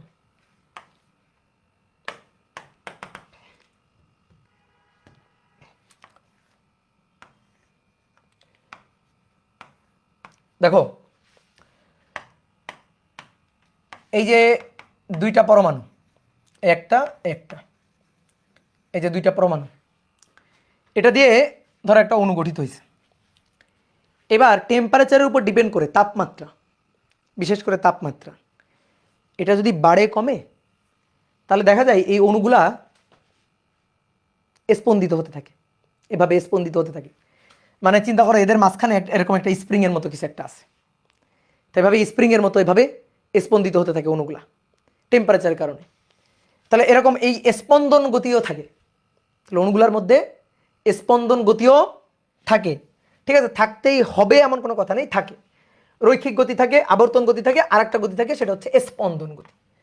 তাহলে ধরো এইটা হচ্ছে একটা অ্যাটম, এটা হচ্ছে একটা অ্যাটম, তাহলে এদের মাঝে এরকম একটা স্প্রিং এর মতো থাকে, এইভাবে এরা স্পন্দিত হয়। তাহলে সেই স্পন্দনটা এক্স অক্ষ বরাবর হইতে পারে, সেই স্পন্দনটা ওয়াই অক্ষ বরাবর হইতে পারে, মানে এক্স অক্ষ বরাবর কেমন, ধরো এইভাবে আছে, এই যে এইভাবে আছে, তাহলে এক্স অক্ষ বরাবর স্পন্দন। তারপরে ধরো এইভাবে আছে, এই যে এইভাবে আছে, তাহলে ওয়াই অক্ষ বরাবর স্পন্দন, এই যে ওয়াই অক্ষ বরাবর স্পন্দন। তারপরে জেড অক্ষ বরাবর স্পন্দন, এটা হচ্ছে জেড অক্ষ। তো এরকম 3টে অক্ষ বরাবর তার স্পন্দন গতি থাকতে পারে, এটা জেড অক্ষ। তাহলে 3টে অক্ষ বরাবর যদি তার স্পন্দন গতি থাকে, তাহলে স্পন্দন গতির জন্য তার ডিগ্রি অফ ফ্রিডম, স্বাধীনতার মাত্রা, স্বাধীনতার মাত্রা এটা হচ্ছে 3টা অক্ষ বরাবর স্পন্দন গতির জন্য। এবার স্পন্দন গতির জন্য যখন এরভাবে স্পন্দিত হবে তখন শক্তি কত, তখন শক্তি হচ্ছে হাফ কে এক্স স্কোয়ার। ঠিক আছে, এভাবে যদি স্পন্দিত হয়, এভাবে যদি স্পন্দিত হয়, একটা স্প্রিং চিন্তা করো তো, একটা স্প্রিংকে সংকুচিত করো, স্প্রিং এই অবস্থায় আছে, সেই স্প্রিংটাকে সংকুচিত বা টেনে প্রসারিত করো, এক্স পরিমাণ টেনে প্রসারিত করো বা এক্স পরিমাণ সংকুচিত করো, বলো স্প্রিং এর সঞ্চিত বিভব শক্তি কৃত কাজ কত, হাফ কে, মনে আছে, হাফ কে এক্স স্কোয়ার। তাহলে হাফ কে এক্স স্কোয়ার, তাহলে এক্স অক্ষ বরাবর স্পন্দনের জন্য, এক্স অক্ষ বরাবর স্পন্দনের জন্য হাফ কে এক্স স্কোয়ার, ওয়াই অক্ষ বরাবর স্পন্দনের জন্য হাফ কে ওয়াই স্কোয়ার, জেড অক্ষ বরাবর স্পন্দনের জন্য হাফ কে জেড স্কোয়ার। তাহলে E1 হাফ কে এক্স স্কোয়ার, E2 হাফ কে ওয়াই স্কোয়ার, আর E3 হাফ কে জেড স্কোয়ার। এই যে 3টে অক্ষ বরাবর হিসাব। ওকে, তাহলে এই ক্ষেত্রে টোটাল আবার ডিগ্রি অফ ফ্রিডম 3। তাহলে এই যে 3টা ডিগ্রি অফ ফ্রিডম। এইবার আমরা আসো গ্যাসের অণুর ক্ষেত্রে ডিগ্রি অফ ফ্রিডম বের করব। একমাত্রিক, দ্বিমাত্রিক, বহুমাত্রিক, মানে বহু পারমাণবিক, সরি একমাত্রিক মাত্রিক তো হয় না, পারমাণবিক হয়। এক পারমাণবিক, দ্বিপারমাণবিক আর বহু পারমাণবিক গ্যাসের জন্য আমরা ডিগ্রি অফ ফ্রিডম আমরা হিসাব করব। ওকে, তাহলে চলো দেখি হিসাব করি। আসো আমরা প্রথমে এক পারমাণবিক গ্যাসের জন্য আমরা ডিগ্রি অফ ফ্রিডম হিসাব করব। এক পারমাণবিক, এক পারমাণবিক গ্যাস, তার জন্য ডিগ্রি অফ ফ্রিডম হিসাব করতে চাই। এক পারমাণবিক গ্যাসের নাম হিলিয়াম, নিয়ন, আর্গন, ক্রিপ্টন, তাই তো। ধরো একটা পাত্র, একটা সিলিন্ডার, এই সিলিন্ডারে একটা এক পারমাণবিক গ্যাস রাখা আছে। এবার গ্যাসের মধ্যে ঢুকে গ্যাসের আণবিক বিন্যাসটা দেখবা, এক পারমাণবিক গ্যাসের আণবিক বিন্যাসটা কেমন হয়। পিস্টন সংযুক্ত একটা সিলিন্ডার, এক পারমাণবিক গ্যাসের আণবিক বিন্যাসটা, এই যে এই পাত্রে গ্যাসের অণু আছে, এই পাত্রে গ্যাসের অণু আছে, একটা অণু, একটা অণু, এই যে অণুগুলা। আচ্ছা অণুগুলা এরকম আঁকবো নাকি এইভাবে আঁকবো, এই যে একটা অণু, এই একটা অণু, এই যে একটা অণু, এইভাবে আঁকবো, বলো কিভাবে আঁকবো। এইভাবে আঁকতে হবে, কারণ একটা পরমাণু দিয়েই একটা অণু গঠিত, একটা পরমাণু দিয়েই একটা অণু গঠিত। তাহলে মনে করো আদর্শ গ্যাসের এই হচ্ছে অণুগুলো এই পাত্রের মধ্যে রাখা আছে। ঠিক আছে, পাত্রের মধ্যে রাখা আছে আদর্শ গ্যাসের অণুগুলা। অণুগুলা কি স্থির আছে? না, অণুগুলা ছোটাছুটি করতেছে, অণুগুলা গতিশীল আছে, ছোটাছুটি করতেছে। তাহলে যদি অণুগুলা গতিশীল থাকে, অণুগুলা যদি ছোটাছুটি করে, তাহলে তাদের গতি আছে। আমাদের এখন এই গতির জন্য ডিগ্রি অফ ফ্রিডম হিসাব করতে হবে। তাহলে সবাই একটু তাকাও তো বোর্ডে, দেখো তো, এটা এক্স অক্ষ, এটা ওয়াই অক্ষ, এটা জেড অক্ষ। এখান থেকে একটা অ্যাটমকে আমরা নিয়ে আসি তুলে, একটা অ্যাটমকে তুলে নিয়ে আসলাম, এখানে বসালাম। এবার এই যে অ্যাটমটা, এই অ্যাটমটা পাত্রের মধ্যে ছুটে বেড়াচ্ছে, অ্যাটমের গতি আছে, বেগ আছে। তাহলে এক্স অক্ষ বরাবর অ্যাটমটা দৌড়াইতে পারবে, ইয়েস অর নো? এক্স অক্ষ বরাবর তার গতি থাকতে পারবে, ইয়েস অর নো? ইয়েস। তাহলে এক্স অক্ষ বরাবর তার গতি আছে, রৈখিক গতি আছে, ধরো V1। ওয়াই অক্ষ বরাবর তার গতি আছে, হ্যাঁ, V2। জেড অক্ষ বরাবর তার বেগের উপাংশ আছে, হ্যাঁ, এটা হচ্ছে V3। বা আমরা এই বেগটাকে চিন্তা করে দেখো, বেগের উপাংশটাকে আমরা ইউ, ভি এবং ডাব্লিউ দিয়ে লিখতাম। মনে করে দেখো যে একটা অণু, এই অণুর বেগ সি, অণুর বেগ সি, ভেক্টর ফরম্যাটে যদি অণুর বেগটাকে লেখা হয় সি, তাহলে এটা ইউ আই আই ক্যাপ, তারপরে V J cap, W K cap লিখছিলাম না। 3টে অক্ষ বরাবর তার রৈখিক গতি আছে। তাহলে 3টে অক্ষ বরাবর সে ছুটতে পারবে, 3টে অক্ষ বরাবর ছুটতে পারবে। তাহলে 3টে অক্ষ বরাবর তার রৈখিক গতি আছে। তাহলে রৈখিক গতির ডিগ্রি অফ ফ্রিডম, রৈখিক, রৈখিক ডিগ্রি অফ ফ্রিডম, রৈখিক গতির জন্য এফ। তাহলে রৈখিক গতির জন্য এফ বলো কত? রৈখিক গতির জন্য এফ কত? তাহলে এফ হচ্ছে 3। হ্যাঁ, 3টে অক্ষ বরাবর তার বেগ থাকতে পারবে। এইবার আসো তো আমরা যদি এর ঘূর্ণনটা চিন্তা করি, ঠিক আছে, একটা চিত্র আঁকলেও হবে, দুইটা চিত্র আঁকতে হয় না। তো আমি দেখাচ্ছি, একটা চিত্র এঁকেও তুমি দেখাইতে পারো। এবার আসো আমরা ঘূর্ণন গতিটা দেখাবো। ঘূর্ণন গতি এটা ওয়াই অক্ষ, এটা এক্স অক্ষ, আর এটা জেড অক্ষ। এই যে 3টে অক্ষ। এবার বলো ঘুরতে পারবে? এক্স অক্ষের চারপাশে ঘুরতে পারবে? ওয়াই অক্ষের চারপাশে ঘুরতে পারবে? জেড অক্ষের চারপাশে ঘুরতে পারবে না। ঘুরতে গেলে ওই যে বললাম না, অ্যাটলিস্ট 2জন থাকতে হবে, হাত ধরে ঘুরতে হবে। 3জন হাত ধরে ঘোরা যায়, 2জন হাত ধরে ঘোরা যায়, একা একা কেমনে ঘুরবে? অনেক ভাই একা একা এখানে দাঁড়ায় ঘুরবে, এভাবে ঘুরবে। এইভাবে ঘুরলে তার কৌণিক গতিশক্তি থাকবে না। কৌণিক গতিশক্তি থাকবে না। কেমনে কৌণিক গতিশক্তি থাকবে না? আসল ব্যাখ্যাটা কি? ব্যাখ্যাটা হচ্ছে, ধরো এইটা হচ্ছে অ্যাটমটা, এটা হচ্ছে অ্যাটম। তাহলে এই যে এটা হচ্ছে এক্স অক্ষ, এক্স অক্ষ এই যে এভাবে গেছে, এটা হচ্ছে এক্স অক্ষ। দেখো এক্স অক্ষ থেকে এর দূরত্ব কত? এর তো দূরত্ব নাই। এক্স অক্ষ থেকে এই অ্যাটমটার দূরত্ব কত? দূরত্ব তো নাই। তাহলে দূরত্ব যদি না থাকে, জড়তার ভ্রামকের সূত্র হচ্ছে I = mr²। ঠিক আছে, তোমরা তো জড়তার ভ্রামক পড়ো নাই, আসলে একটু ছোট্ট করে বলি। জড়তার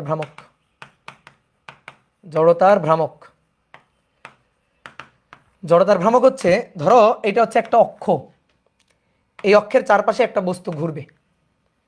একটা বস্তু ধরো এই অক্ষের চারপাশে ঘুরতে পারে কত দূরত্ব থেকে? আর দূরত্ব থেকে। বস্তুর ভর কত? এম। তাহলে জড়তার ভ্রামক আই হবে mr²। বস্তুর ভর এবং ঘূর্ণন অক্ষ থেকে বস্তুর যে দূরত্ব তার বর্গের গুণফলের সমান। বস্তুর ভর আর r² এর গুণফলের সমান। এটাই হচ্ছে জড়তার ভ্রামক I = mr²। তাহলে তুমি বলো তো, ধরো এইটা হচ্ছে একটা বস্তু, এটা হচ্ছে বস্তু, এইটা হচ্ছে তার অক্ষ। বলো অক্ষ থেকে বস্তুর দূরত্ব আর কত? আর আছে? আর আছে? নাই তো আর। তাহলে আর নাই, জড়তার ভ্রামক কত? আই কত? I mr²। তাই জড়তার ভ্রামক 0। এই অক্ষের উপর বস্তু, জড়তার ভ্রামক 0। অনেকে বলতে পারে ভাই এটা তো ওয়াই অক্ষ, এক্স অক্ষের সাপেক্ষে চিন্তা করো। এক্স অক্ষ, এই যে এক্স অক্ষ এটা ছিল না, dot dot dot dot dot, এই যে এটা এক্স অক্ষ। তাহলে এক্স অক্ষের সাপেক্ষে হিসাব করো 0। তারপরে ওয়াই অক্ষের সাপেক্ষে হিসাব করো, সরি জেড অক্ষের সাপেক্ষে হিসাব করো, এটা জেড অক্ষ, এই যে ডট ডট ডট, জেড অক্ষের সাপেক্ষ কত? 0। তাহলে এর কোনো জড়তার ভ্রামক এক্স অক্ষ, ওয়াই অক্ষ, জেড অক্ষ, কোনো অক্ষ বরাবর জড়তার ভ্রামক আছে?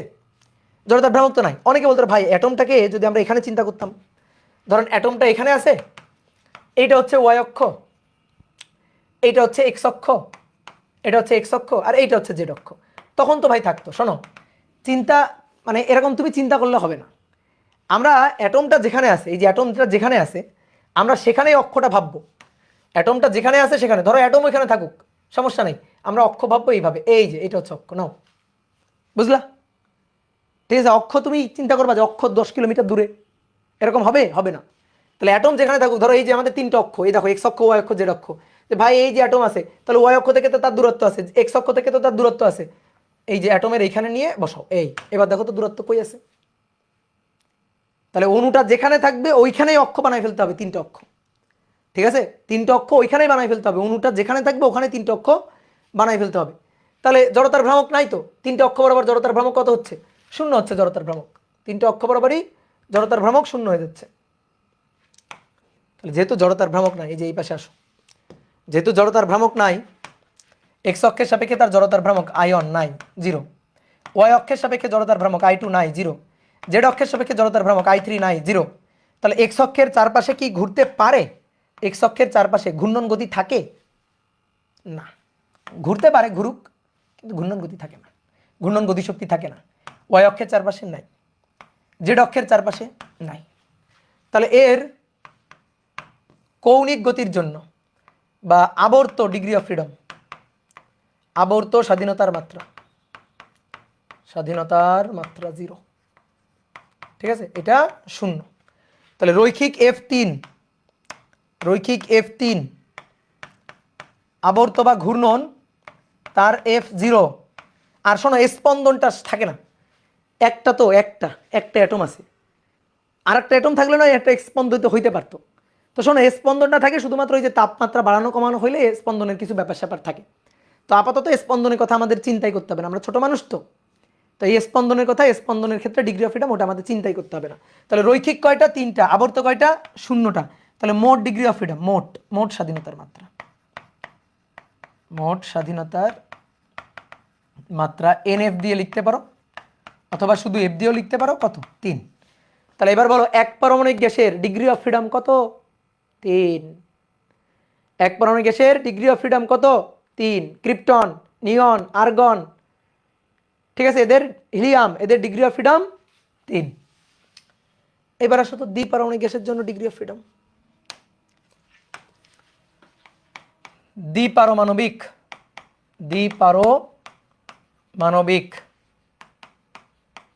গ্যাসের স্বাধীনতার মাত্রা, দ্বিপারমাণবিক গ্যাসের স্বাধীনতার মাত্রা।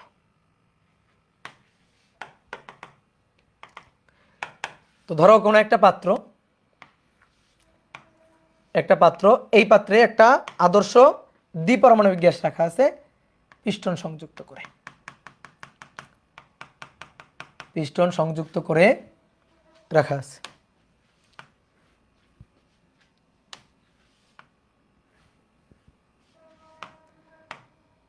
তাহলে এবার একটু গ্যাসের অণু আঁকি। এবার দেখো ভালো করে খেয়াল করো অণু আঁকতেছি কিভাবে। এই যে এটা একটা অণু, 2টা পরমাণু দিয়ে একটা অণু গঠিত। এই একটা অণু, এই একটা অণু। এই অণুগুলা কি পাত্রের মধ্যে স্থির বসে আছে?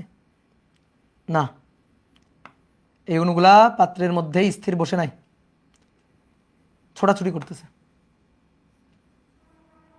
পাত্রের মধ্যে স্থির বসে নাই, অণুগুলা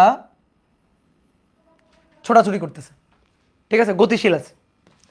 অণুগুলা গতিশীল আছে, পাত্রের মধ্যে অণুগুলা গতিশীল। এক্স অক্ষ, ওয়াই অক্ষ, জেড অক্ষ। এবার আসো প্রথমে রৈখিক চিন্তা করি। তো এখান থেকে একটা অ্যাটম তুলে নিয়ে আসি, একটা অ্যাটম তুলে নিয়ে আসলাম। এই যে ধরো একটা অ্যাটম তুলে নিয়ে আসলাম, একটা অণু তুলে নিয়ে আসলাম। তুলে নিয়ে এই যে এক্স অক্ষ বরাবর বসালাম, এক্স অক্ষ বরাবর বসালাম। এটা এক্স অক্ষ, ওয়াই অক্ষ, জেড অক্ষ। আচ্ছা, এই যে অণুগুলা, এই অণুগুলা কি স্থির? না, অণুগুলা কি করতেছে? ছোটাছুটি করতেছে। এই যে অণু, এই যে অণু, এই অণু ছোটাছুটি করতেছে। এই অণু, এই যে এই দিক বরাবর, কি হলো এটা? এই যে অণু এই দিক বরাবর ছুটে এই দিক বরাবর যাচ্ছে, ছুটে এই দিক বরাবর যাচ্ছে, ছুটে এই দিক বরাবর যাচ্ছে, ছুটে এই দিক বরাবর যাচ্ছে, এরকম ছোটাছুটি করতেছে এইভাবে, ঠিক আছে, এভাবে ছোটাছুটি করতেছে। এই পাত্রের মধ্যে এরকম ছোটাছুটি করতেছে। তাহলে এক্স অক্ষ বরাবর তার গতি আছে, ওয়াই অক্ষ বরাবর তার বেগের উপাংশ আছে, জেড অক্ষ বরাবর সে দৌড় দিতে পারে। তাহলে আমরা দেখবো ইয়েস অর নো। বলো এক্স অক্ষ বরাবর দৌড় দিতে পারে কিনা? পারে। ওয়াই অক্ষ বরাবর দৌড় দিতে পারে কিনা? পারে। জেড অক্ষ বরাবর দৌড় দিতে পারে। তাহলে এক্স অক্ষ বরাবর তার বেগ থাকতে পারে, ওয়াই অক্ষ বরাবর তার বেগ থাকতে পারে, জেড অক্ষ বরাবর তার বেগের উপাংশ থাকতে পারে। তাহলে রৈখিক গতি, হ্যাঁ, 3টে অক্ষ বরাবর রৈখিক গতি V1 থাকতে পারে, V2 থাকতে পারে, V3 থাকতে পারে। তাহলে আমরা রৈখিক গতির জন্য ডিগ্রি অফ ফ্রিডম পেয়ে গেছি। রৈখিক গতির জন্য, রৈখিক গতির বা রৈখিক স্বাধীনতার মাত্রা F। তাহলে এটা 3টা। এবার আসো কৌণিক বা ঘূর্ণন, ঘূর্ণন বা আবর্তন। আবর্তনের ক্ষেত্রে F কত? এইবার খুব ভালো করে বুঝে বুঝে বলতে হবে। দেখো এটা ঘুরবে, ওয়াই অক্ষের চারপাশে ঘুরতে পারে, ওয়াই অক্ষের চারপাশে ঘুরতে পারে, ওয়াই অক্ষের সাপেক্ষে তার জড়তার ভ্রামক এক্সিস্ট করে। ধরো এটা I2 বললাম, ওয়াই অক্ষের চারপাশে জড়তার ভ্রামক এক্সিস্ট করে। দেখো আমি শুধু ওয়াই অক্ষটা আঁকবো, আমি এখানে শুধু ওয়াই অক্ষটা দেখাবো।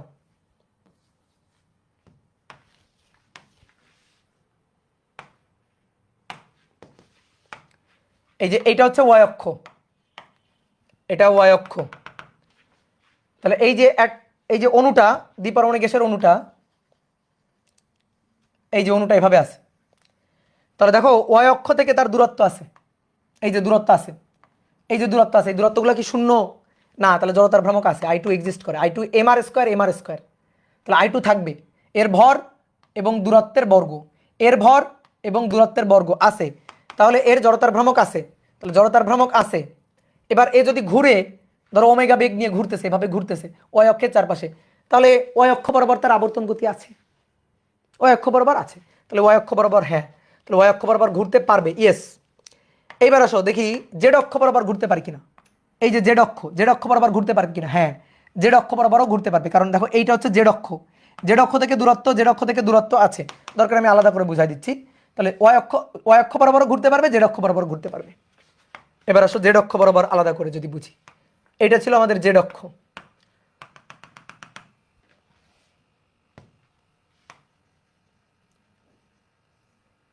এই দেখো জেড অক্ষের সাপেক্ষে তার দূরত্ব আছে, জেড অক্ষের সাপেক্ষে দূরত্ব আছে, তাহলে জেড অক্ষের চারপাশে, এই যে জেড অক্ষের চারপাশে ঘুরতে পারবে, ইয়েস। তাহলে জেড অক্ষের সাপেক্ষে I3 আছে, আই আই I3, হ্যাঁ I3 আছে, আর তার জন্য ধরো ওমেগা 3 বেগ নিয়ে ঘুরতেছে, ওমেগা 3 কৌণিক বেগ নিয়ে ঘুরতেছে, তাহলে জেড অক্ষের সাপেক্ষে ইয়েস উত্তর। এইবার আসো এক্স অক্ষের চারপাশে ঘুরতে পারে, এক্স অক্ষের চারপাশে ঘুরতে পারে কি না? এক্স অক্ষের চারপাশে ঘুরতে পারে না, কারণ আয়ন 0, পারে না, ক্রস। এক্স অক্ষের চারপাশে ঘুরতে পারবে না, দেখো কেমনে ঘুরতে পারবে না, কারণ ও এক্স অক্ষের উপরই বসে আছে, ও এক্স অক্ষের উপরই বসে আছে।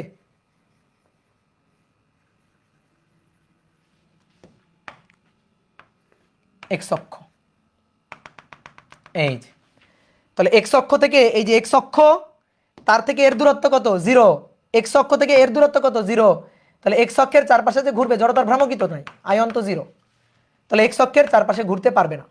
তাহলে ঘূর্ণন গতির জন্য ডিগ্রি অফ ফ্রিডম 2, আর মোট স্বাধীনতার মাত্রা এর, তাহলে দ্বিপরমাণু গ্যাসের মোট স্বাধীনতার মাত্রা 5, বুঝলা? মোট স্বাধীনতার মাত্রা দ্বিপরমাণু গ্যাসের ক্ষেত্রে কত, 5। এই হচ্ছে কাহিনী। তাহলে এবার শোনো, চিন্তা করো, দেখো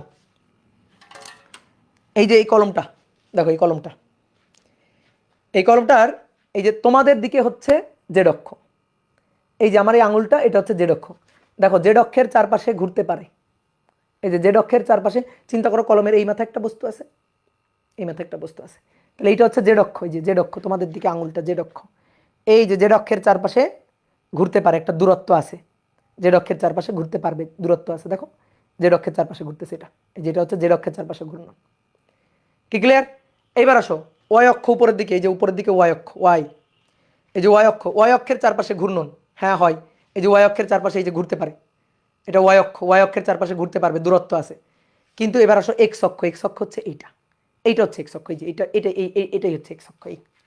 এবার এক্স অক্ষের চারপাশে দেখো এই যে ঘুরতেছে, এটা কি তুমি বুঝতেছো, ঘুরতেছে, দূরত্ব আছে, দেখো তো এক্স অক্ষের সাপেক্ষে দূরত্ব আছে, নেই, তাহলে এক্স অক্ষের সাপেক্ষে ঘুরলে কোনো লাভ নেই, এই যে এইভাবে যদি ঘুরে, জড়তার ভ্রামক নাই, তাহলে এক্স অক্ষের সাপেক্ষে এইভাবে যদি ঘুরে, এক্স অক্ষের চারপাশে হবে না, ঠিক আছে, নিজের অক্ষে এইভাবে ঘুরতেছে, হবে না, কারণ দূরত্বই তো নেই, তাহলে জড়তার ভ্রামক শূন্য, বুঝছো? এখন অনেক বলতো ভাই যদি এমন হইতো, এই যে এই অ্যাটমটাকে আমি যদি ওয়াই অক্ষ বরাবর রাখতাম, এই তো সুন্দর একটা কথা বলছো, যদি তুমি ওয়াই অক্ষ বরাবর রাখতা তাহলে কি হইতো? ধরো কেউ যদি চিন্তা করে, ভাই আমি ধরেন চিন্তা করবো ওয়াই অক্ষ বরাবর আছে, এটা এক্স অক্ষ, ওয়াই অক্ষ, জেড অক্ষ, ভাই ধরেন আমি এবার চিন্তা করবো এইভাবে, এইবার কি হবে? এইবার দেখো এই ওয়াই অক্ষের চারপাশে ঘূর্ণন বন্ধ নাই, ওয়াই অক্ষের চারপাশে ঘূর্ণন বন্ধন হবে, ঠিক আছে, ওয়াই অক্ষের চারপাশে ঘুরলে কোনো লাভ নেই। কিন্তু এক্স অক্ষের চারপাশে দেখো, এক্স অক্ষ থেকে দূরত্ব আছে, এই যে দূরত্ব আছে, তাহলে এক্স অক্ষের চারপাশে ঘুরতে পারবে। আবার এই যে জেড অক্ষ দেখো জেড অক্ষ থেকে, এই যে জেড অক্ষ থেকে দূরত্ব, জেড অক্ষ থেকে দূরত্ব আছে, তাহলে জেড অক্ষের চারপাশেও ঘুরতে পারবে, তাহলে এইটা ঠিক, এটা ক্রস, তাহলে এফ কয়টা হলো ঘূর্ণন গতির জন্য? এফ হইলো 2। এখন অনেকে বলতে পারো ভাই ধরেন এইভাবে আছে, এক্স অক্ষ বরাবরও নাই, ওয়াই অক্ষ বরাবরও নাই, এইভাবে আছে, এই যে এইবার আপনি কি করবেন? এইবার কথা হচ্ছে কি, শোনো, এইবার এইভাবে থাকলে, ধরো এইভাবে আছে, থাকুক, আমি কি করব? অক্ষ কিন্তু আমার ফিক্সড না, এটা এক্স, এটা ওয়াই, এটা জেড, এরকম ফিক্সড অক্ষ না। আমরা কি করব? এই যে দেখো তোমার দেখাই তাহলে বুঝবা, এটা এক্স অক্ষ, এটা ওয়াই অক্ষ, এই যে এটা হচ্ছে জেড অক্ষ, dot dot dot dot dot dot dot dot dot. আমরা তখন কি করব দেখো, তখন এইটারে তুলে নিয়ে এই যে এখানে বসাবো, ধরো এই যে মাঝখানে এখানে বসালাম, বসানোর পরে যে কোনো একটা অক্ষ বরাবর এটা ফিক্সড করব, যে কোনো একটা অক্ষ, সেটা এক্স অক্ষ হইতে পারে, ওয়াই অক্ষ হইতে পারে, জেড অক্ষ হইতে পারে। এই যে দেখো ওয়াই অক্ষ বরাবর বসাই দিলাম, এই যে এই। এবার দেখো এক্স অক্ষের চারপাশে ঘুরতে পারে, জেড অক্ষের চারপাশে ঘুরতে পারে, ওয়াই অক্ষের ঘুরতে পারে না। কেউ যদি বলো যে ভাই এইভাবে আমি বসাবো না, আমি ধরেন এইভাবে বসাবো, এই যে এটা নিয়ে গেলাম, এবার এক্স অক্ষ বরাবর বসাবো, ধরো এই যে এইভাবে, নাও নাও, এই যে ধরো, দেখো এক্স অক্ষের চারপাশে ঘুরতে পারে না, এই যে এক্স অক্ষ, এক্স অক্ষের চারপাশে ঘূর্ণন বন্ধ। ওয়াই অক্ষের চারপাশে, যে ওয়াই অক্ষ এই আছে, ওয়াই অক্ষের চারপাশে হাত ধরে ঘুরতে পারবে, ইয়েস। জেড অক্ষের চারপাশে হাত ধরে ঘুরতে পারবে, এই যে এটা হচ্ছে জেড অক্ষ, দেখো এই যে মাঝখান দিয়ে জেড অক্ষ গেছে, এটা আছে এইভাবে, তাহলে জেড অক্ষের চারপাশে হাত ধরে ঘুরতে পারবে। তো এই হচ্ছে কাহিনী, বুঝলা? ক্লিয়ার? তাহলে এটা হচ্ছে দ্বিপারমাণবিক গ্যাসের ক্ষেত্রে গেল। শোনো, এক পারমাণবিক দ্বিপারমাণবিক গ্যাসের ক্ষেত্রে হিসাবটা সুন্দর হয়, সহজ হয়। দ্বিপারমাণবিক গ্যাসের যদি একটু নাম বলি, অক্সিজেন, হাইড্রোজেন, নাইট্রোজেন, ঠিক আছে, দ্বিপারমাণবিক গ্যাস, অক্সিজেন, হাইড্রোজেন, নাইট্রোজেন, এগুলো হচ্ছে দ্বিপারমাণবিক গ্যাস। তাহলে এগুলোর ক্ষেত্রে ডিগ্রি অফ ফ্রিডম, স্বাধীনতার মাত্রা হচ্ছে 5। তো এক পারমাণবিক দ্বিপারমাণবিকের হিসাবটা খুব সুন্দর হয়, সহজ হয়। এইবার আসো বহু পারমাণবিক গ্যাসের হিসাব। তো বহু পারমাণবিকের মধ্যে আমরা ধরো একটা হিসাব করব, সেটা হচ্ছে 3 পারমাণবিক, ঠিক আছে। বহু পারমাণবিকের মধ্যে ধরো 3 পারমাণবিক গ্যাস, ত্রিপারমাণবিক গ্যাস, মাণবিক গ্যাস। কারণ যখন গ্যাসের পারমাণবিক সংখ্যা অনেক বেশি হবে, তখন কিন্তু ডিগ্রি অফ ফ্রিডম এভাবে একে একে হিসাব করাটা খুব ডিফিকাল্ট হয়ে যাবে, একে একে বোঝা খুব ডিফিকাল্ট হয়ে যাবে। তো ত্রিপারমাণবিক একটা গ্যাস ধরো ozone gas, O3, ozone gas O3। তো O3 এর আণবিক বিন্যাসটা কেমন? O3 এর আণবিক বিন্যাসটা হচ্ছে এরকম, এই একটা অ্যাটম, এই একটা অ্যাটম, আর এই একটা অ্যাটম। কয়টা অ্যাটম? 3টা অ্যাটম, 1, 2 এবং 3, এই যে 3টা অ্যাটম। তো কোনো একটা পাত্রে ধরো ওজোন গ্যাস রাখা আছে,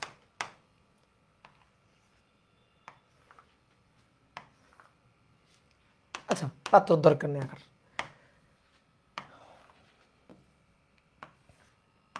এক্স অক্ষ, ওয়াই অক্ষ, জেড অক্ষ, এক্স অক্ষ, ওয়াই অক্ষ, জেড অক্ষ। এবার বসাও, এটাকে তুলে এনে বসাও। ধরো তুললাম, কপি করলাম, কপি করে এনে এখানে বসালাম, ধরো এইভাবে ধরো বসালাম। একটু ছোট করব,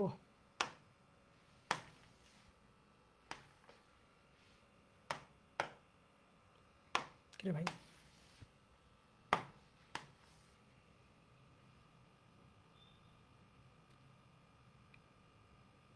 আচ্ছা ধরো এইভাবে বসানো হলো।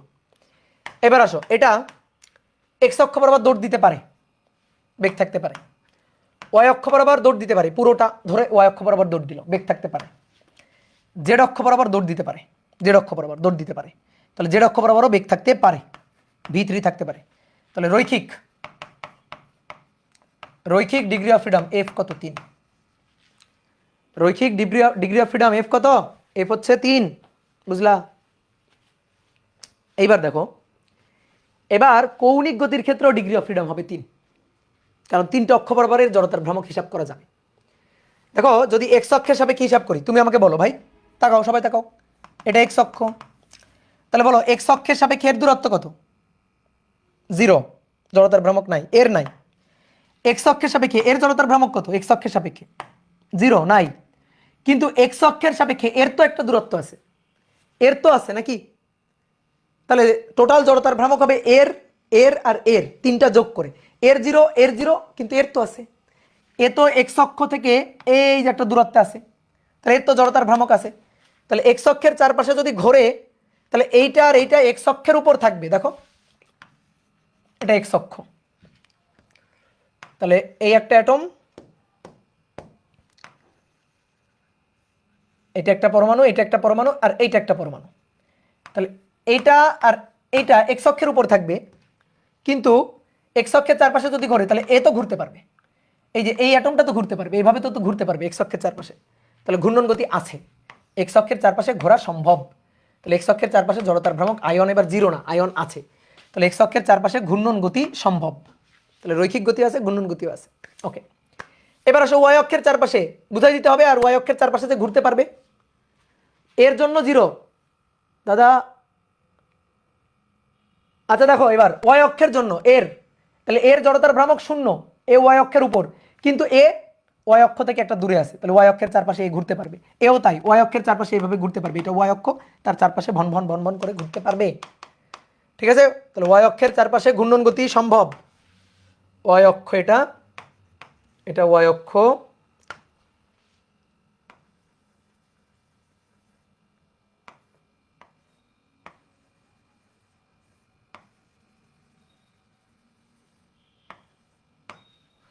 এই যেটা ওয়াই অক্ষ, ওয়াই অক্ষ থেকে এর দূরত্ব শূন্য, ওয়াই অক্ষের সাপেক্ষে এর দূরত্ব আছে, ওয়াই অক্ষের সাপেক্ষে এর দূরত্ব আছে, এইভাবে ঘুরতে পারে, তাহলে এর ঘূর্ণন গতি আছে। এবার আসো জেড অক্ষের সাপেক্ষে, দেখো জেড অক্ষ, এই যে জেড অক্ষ থেকে দূরত্ব আছে, জেড অক্ষ থেকে দূরত্ব আছে, তাহলে জেড অক্ষের চারপাশেও ঘুরতে পারে, তাহলে জেড অক্ষের চারপাশেও ঘূর্ণন সম্ভব, জেড অক্ষের চারপাশেও ঘূর্ণন সম্ভব। ঠিক আছে, তাহলে এর জড়তার ভ্রামক আছে, তাহলে ঘূর্ণন গতির জন্য ডিগ্রি অফ ফ্রিডম এফ কত 3, তাহলে মোট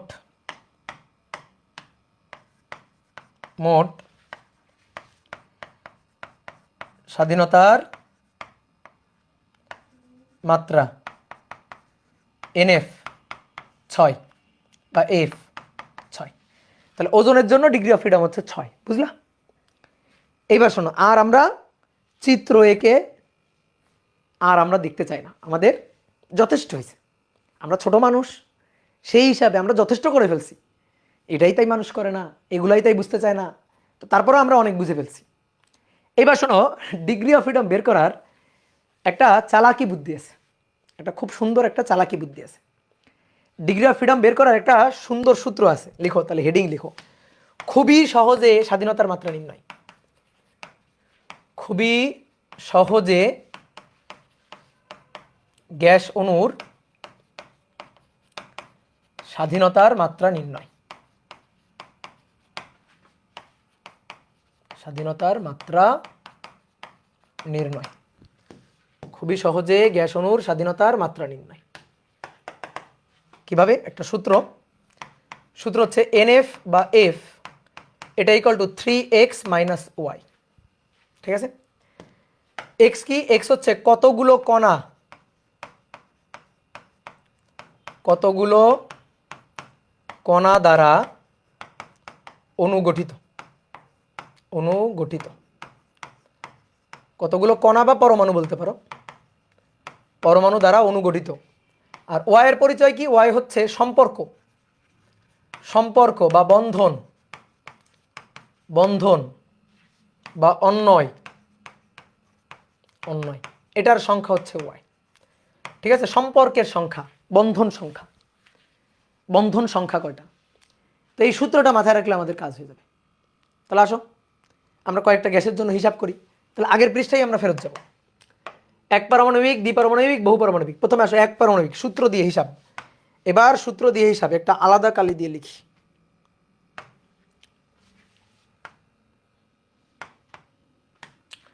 সূত্র দিয়ে দেখো এফ 3x মাইনাস ওয়াই, তাহলে আমাকে দেখো তো এর দেখাও তো, একটা পরমাণু একটা অণু গঠিত, একটা পরমাণু একটা অণু গঠিত করছে, তাহলে একটা কণা দিয়ে গঠিত, একটা পরমাণু দিয়ে গঠিত, ঠিক আছে? ধরো এটা হিলিয়াম, এই যেটা হচ্ছে হিলিয়ামের এটাই একটা অণু, তাহলে একটা পরমাণুই একটা অণু গঠন করছে, তাহলে 3 ইন্টু এক্স, কয়টা পরমাণু দিয়ে গঠিত, কয়টা কণা দিয়ে গঠিত? একটা, তাহলে 3 ইন্টু 1 মাইনাস ওয়াই কি? বন্ধন, ভাই একা কিসের বন্ধন? বুঝছো? একা থাকলে বন্ধন আছে, বন্ধন নাই, তাহলে বন্ধন কত? বলো বন্ধন কত? 0, তাহলে ওয়াই শূন্য, নাই, কোনো অন্যয় নাই, কোনো সম্পর্ক নাই, কোনো বন্ধন নাই, হাত নাই, তাহলে কত? 3, তাহলে এফ ইকুয়াল টু 3। এই দেখো স্বাধীনতার মাত্রা চলে আসছে। তাহলে এক পারমাণবিক গ্যাসের ক্ষেত্রে ডিগ্রি অফ ফ্রিডম, স্বাধীনতার মাত্রা কত? 3। এক পারমাণবিক গ্যাসের ক্ষেত্রে এই যে স্বাধীনতার মাত্রা 3, তাহলে বক্স করে রেখে দিই এটা, এই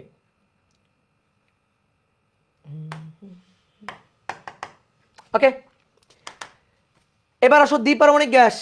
দ্বিপারমাণবিক গ্যাসের ক্ষেত্রে লিখে এখানে ধরো অক্সিজেন গ্যাস O2, তাহলে অক্সিজেনের এই যে ধরো ও দিয়ে লিখি ও ও O double bond, nitrogen N2, নাইট্রোজেনের ট্রিপল বন্ড, তারপরে hydrogen hydrogen H2 single bond, তাই না?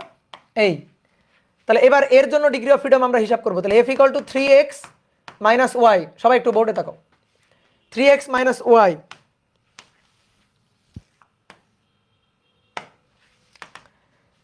তাহলে 3 × x, বলো হাইড্রোজেন কয়টা পরমাণু দিয়ে গঠিত? দুইটা।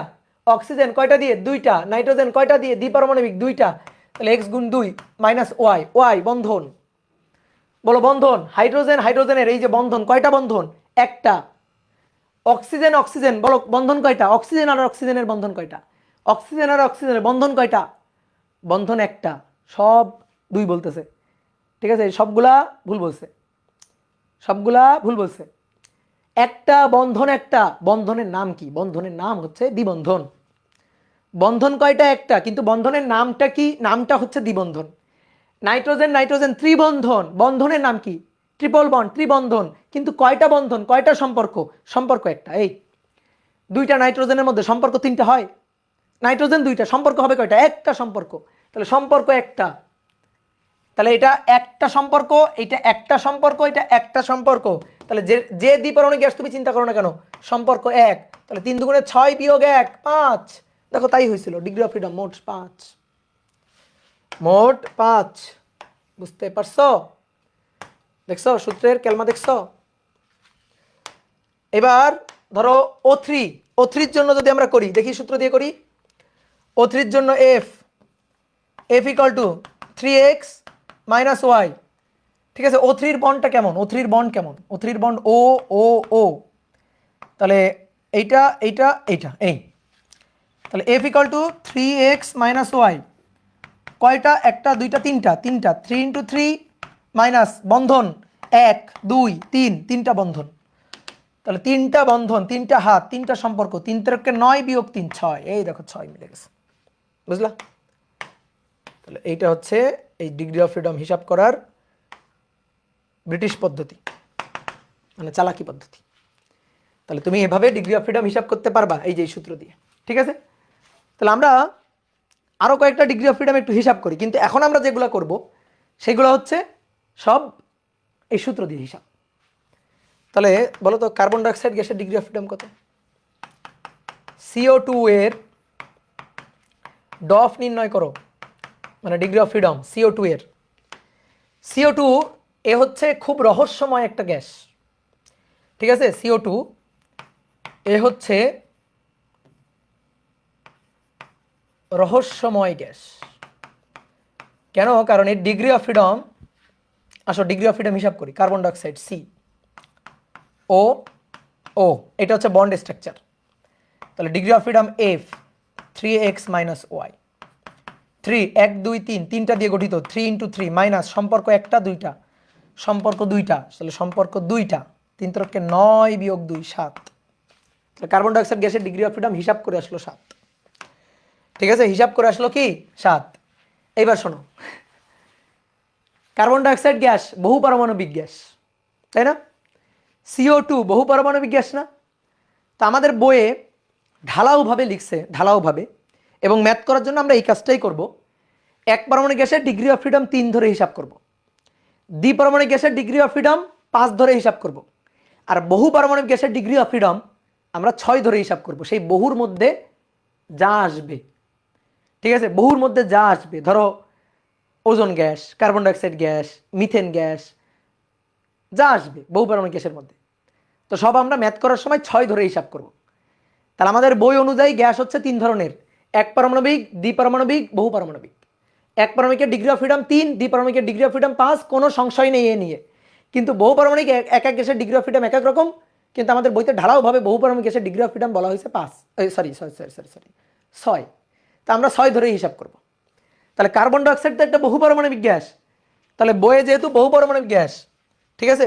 তাহলে 7 আসলো হিসাব করে, হিসাব করে আসলো 7। বইয়ে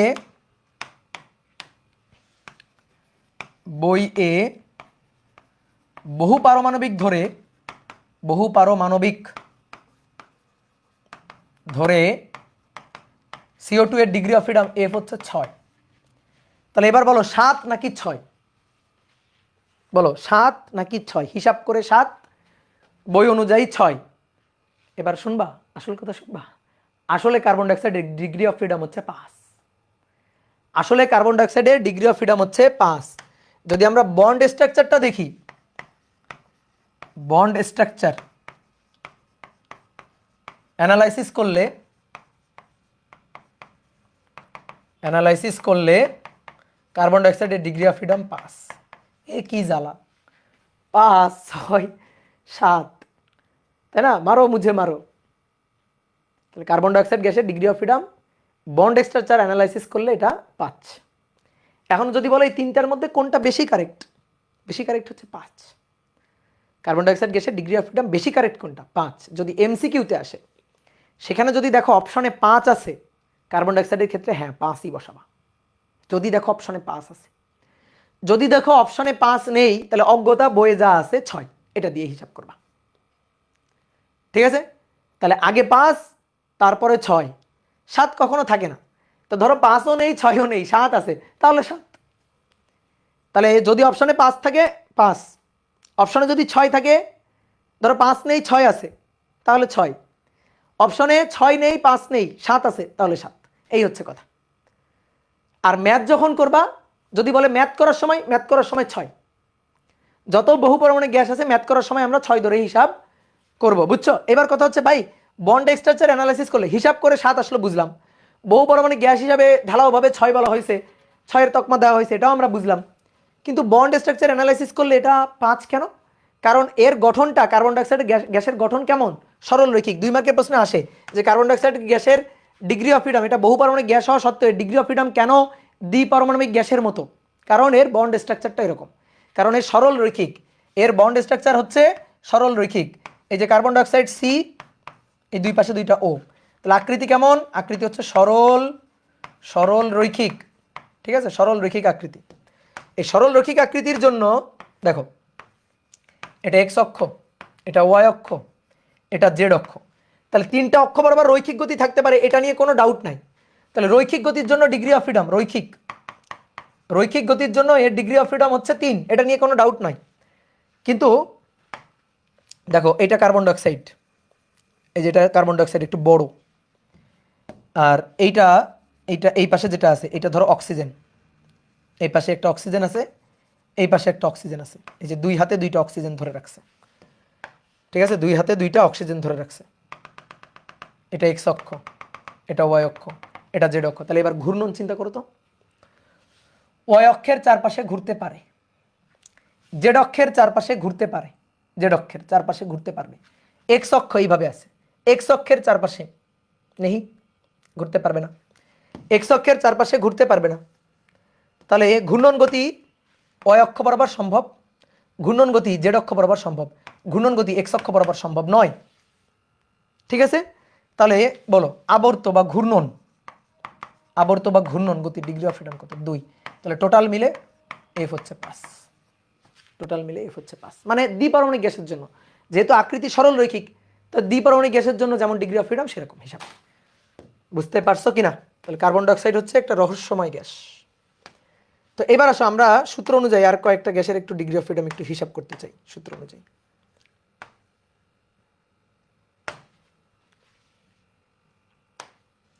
অনুযায়ী আর কয়েকটা গ্যাসের ডিগ্রি অফ ফ্রিডম হিসাব করতে চাই। ধরো CH4, ঠিক আছে? এর ডিগ্রি অফ ফ্রিডম হিসাব করবা। আমরা এখন কি করব? সূত্র দিয়ে দেখব। H4, এই যে চতুস্থলকীয় বন্ড স্ট্রাকচার, তাহলে এর ডিগ্রি অফ ফ্রিডম সূত্র অনুযায়ী F 3x - y। তাহলে 3, 1 2 3 4 5, 3 × 5 বিয়োগ y 1 2 3 4, 4টা বন্ধন। তাহলে 3 5 15 বিয়োগ 4 11, শেষ হয়ে গেল। Ammonia NH3, NH3 degree of freedom হিসাব করো, তাহলে কি থাকবে N H H H, তাহলে F equal to 3x minus y, তাহলে 3 ইন্টু এক্স 1 2 3 4 4 মাইনাস ওয়াই 1 2 3, তাহলে 3 4 12 বিয়োগ 3 9, বুঝলা? দুনিয়ার সহজ জিনিস। তো চলো এবার লাস্ট একটা ছোট্ট টপিক আমরা পড়ব, সেটা হচ্ছে শক্তির সমবিভাজন নীতি। তো তার আগে গ্যাসের গতিশক্তির হিসাবটা একটু বলি। গ্যাসের গতিশক্তি, গ্যাসের গতিশক্তি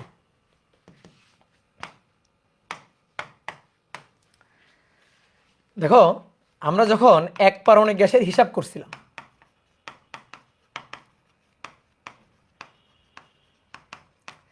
তোমাকে যদি বলা হয় এই গ্যাসের গতিশক্তির সূত্র বলো তো, কি বলবা? গ্যাসের গতিশক্তি by E equal to 3/2 nRT, এই যে গতিশক্তির সূত্র, ঠিক আছে? বা 3/2 PV, এটাই তো বলবা এক মোলের জন্য। বা আমি যদি বলি একটা অণুর গতিশক্তি, তাহলে 3/2 KT একটা অণুর জন্য, অণুর গড় গতিশক্তি, তাই না? এই যে আমরা গ্যাসের অণুর যে গতিশক্তি এই যে লিখছি না, এই প্রমাণটা করে আমরা আমরা আমরা কিন্তু এই সূত্রটা প্রমাণ করে পাইছিলাম। তো যে প্রমাণটা আমরা করছিলাম, ভালো করে শোনো এখন কথা, সেইখানে আমরা গ্যাসের অণুর শুধুমাত্র রৈখিক গতি চিন্তা করছিলাম, দেখো কোনো আবর্তন গতি চিন্তা করি নাই। করছিলাম কি, তিনটে অক্ষ বরাবর অণুর বেগ চিন্তা করছিলাম, এক্স অক্ষ বরাবর ইউ, ওয়াই অক্ষ বরাবর ভি, জেড অক্ষ বরাবর ডাব্লিউ, তিনটে অক্ষ বরাবর বেগ চিন্তা করে ত্রিমাত্রিক ধরে আমরা হিসাবটা করছিলাম। তাহলে বলো তো আমরা ডিগ্রি অফ ফ্রিডম হিসাব করছিলাম কি গ্যাসের জন্য? বলো, কয় পারমাণবিক গ্যাসের জন্য? বলো বলো, কমেন্ট করো। এক পারমাণবিক গ্যাসের জন্য, কারণ তিনটে অক্ষ বরাবর জাস্ট রৈখিক গতি, তাহলে জাস্ট রৈখিক গতি হিসাব করে আমরা গ্যাসের গতিশক্তি বের করছিলাম। তাহলে আমরা ওইটা এক পারমাণবিক গ্যাসের জন্য হিসাব করছিলাম, বুঝলা? এক পারমাণবিক গ্যাসের জন্য। তাহলে মনে করো কোন একটা পাত্র, সেই পাত্রে আদর্শ গ্যাস রাখা আছে, এই যে একটা পাত্র, এই পাত্রে আদর্শ গ্যাস রাখা আছে। তাহলে এই গ্যাসের অণুর যে বেগ, ধরো একটা অণু, এই অণুর এই যে বেগ সি, তাহলে তিনটা অক্ষ, এক্স অক্ষ, ওয়াই অক্ষ আর জেড অক্ষ বরাবর জাস্ট আমরা রৈখিক গতি চিন্তা করছিলাম, যে এক্স অক্ষ বরাবর এর বেগের যে উপাংশটা সেটা ইউ, ওয়াই অক্ষ বরাবর যেটা সেটা ভি, আর জেড অক্ষ বরাবর যেটা সেটা ডাব্লিউ। এটা ধরেই আমরা হিসাব করছিলাম, C equal to U I cap V J cap W K cap, এটা আমরা হিসাব করছিলাম। তখন আমরা গ্যাসের গতিশক্তি পাইছিলাম ই ইকুয়াল টু 3/2 nRT। এই যে 3 পাইছিলাম, 1 2 3 ত্রিমাত্রার জন্য, 3 রৈখিক তিনটা মাত্রার জন্য, কোনো কৌণিক গতি বা ঘূর্ণন গতি ছিল না। তাহলে 3/2 nRT এক মোলের জন্য, আর একটা অণুর গতিশক্তি চিন্তা করলে 3/2 KT বা অণুর গড় গতিশক্তি চিন্তা করলে, এটাই ছিল আমাদের গতিশক্তির সূত্র। এবার শোনো, এটা এক পারমাণবিক গ্যাসের জন্য। যদি দ্বিপারমাণবিক গ্যাস হয়, যদি দ্বিপারমাণবিক গ্যাস হয়,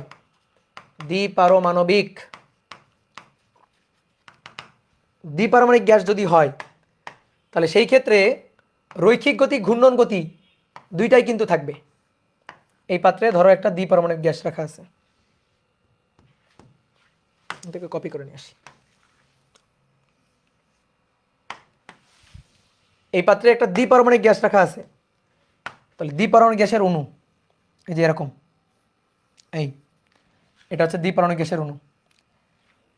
তাহলে এই অণুর ক্ষেত্রে ঘূর্ণন গতিও আছে দুইটা, তাহলে ত্রিমাত্রিক রৈখিক গতি আর দ্বিমাত্রিক কৌণিক গতি। তাহলে total degree of freedom F কিন্তু 5। এখন তুমি যদি দ্বিপারমাণবিক গ্যাসের ক্ষেত্রে তুমি যদি সূত্র লিখো, শক্তির সূত্র ই যদি লিখো, তাহলে ই ইকুয়াল টু হবে 3-এর জায়গায় 5 হবে 5/2 nRT, E equal two 5/2 KT দ্বিপারমাণবিক গ্যাসের জন্য। সব হিসাব হবে 5 ধরে, সব হিসাব হবে কত ধরে? 5 ধরে হিসাব হবে, ঠিক আছে? সব হিসাব হবে 5 ধরে। এবার শোনো, তাহলে যে গ্যাসের degree of freedom 6, 6/2 nRT, 6/2 kT। যার 7, 7/2 nRT। যার 8, তার 8/2 nRT। মানে ডিগ্রি অফ ফ্রিডম যত তত। তাহলে আমরা যদি বলি মূল সূত্র কি, এন মোল গ্যাসের গতিশক্তির মূল সূত্র, যে গ্যাস হোক, গ্যাসের গতিশক্তির মূল সূত্র E = কি হবে, F/2 nRT। বুঝলা? এটা হচ্ছে 1 মোলের জন্য। অথবা একটি অণু যদি চিন্তা করি, একটি অণু অথবা অণুর গড় গতিশক্তি, অণুর গড় গতিশক্তি যদি আমরা চিন্তা করি, তাহলে যে গ্যাস তার ডিগ্রি অফ ফ্রিডম F, তাহলে F/2 kT। এই হচ্ছে আসল গতিশক্তির সূত্র। আমরা যখন প্রমাণ করছিলাম, আমরা তো এক পারমাণবিক গ্যাস ধরে প্রমাণ করছিলাম, মূল সূত্র হচ্ছে এটা। বুঝতে পারলা? এবার আসো শক্তির সমবিভাজন নীতি। এই যে ছোট্ট একটা টপিক, এটা পড়লে আজকে শেষ। শক্তির সমবিভাজন নীতি। শক্তির সমবিভাজন নীতি আমাদের বলতেছে যে কোনো একটা গতিশীল বস্তুর বা গতিশীল সিস্টেমের মোট শক্তি প্রত্যেক স্বাধীনতার মাত্রায় সমভাবে বণ্টিত হয়। মোট শক্তি সেটা প্রত্যেক স্বাধীনতার মাত্রায় সমভাবে বণ্টিত হয়। যেমন মনে করো কোনো একটা সিস্টেমের মোট শক্তি হচ্ছে 12 জুল, ধরো 12 জুল, স্বাধীনতার মাত্রা হচ্ছে 3, 12 জুল হচ্ছে মোট শক্তি, স্বাধীনতার মাত্রা 3। ধরো এক্স অক্ষ, ওয়াই অক্ষ, জেড অক্ষ বরাবর 3টা রৈখিক গতি আছে, স্বাধীনতার মাত্রা 3। তাহলে এই 3 মাত্রায় মোট শক্তি সমভাবে বণ্টিত হবে। তাহলে একে ভাগ দাও 3 দিয়ে। তাহলে এক্স অক্ষ বরাবর শক্তি 4 জুল, ওয়াই অক্ষ বরাবর শক্তি 4 জুল, জেড অক্ষ বরাবর 4 জুল, 4 4 4 3 4 12 জুল। কি কথা বুঝছো? 3 4 12 জুল। তাহলে শক্তির সমবিভাজন নীতি, বাংলা কথাটা লিখি, যে কোনো গতিশীল বস্তুর মোট শক্তি, কোনো গতিশীল বস্তুর বা সিস্টেমের মোট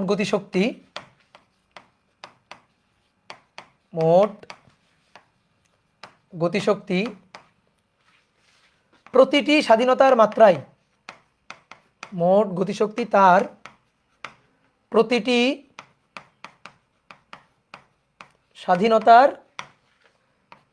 স্বাধীনতার মাত্রায় সমভাবে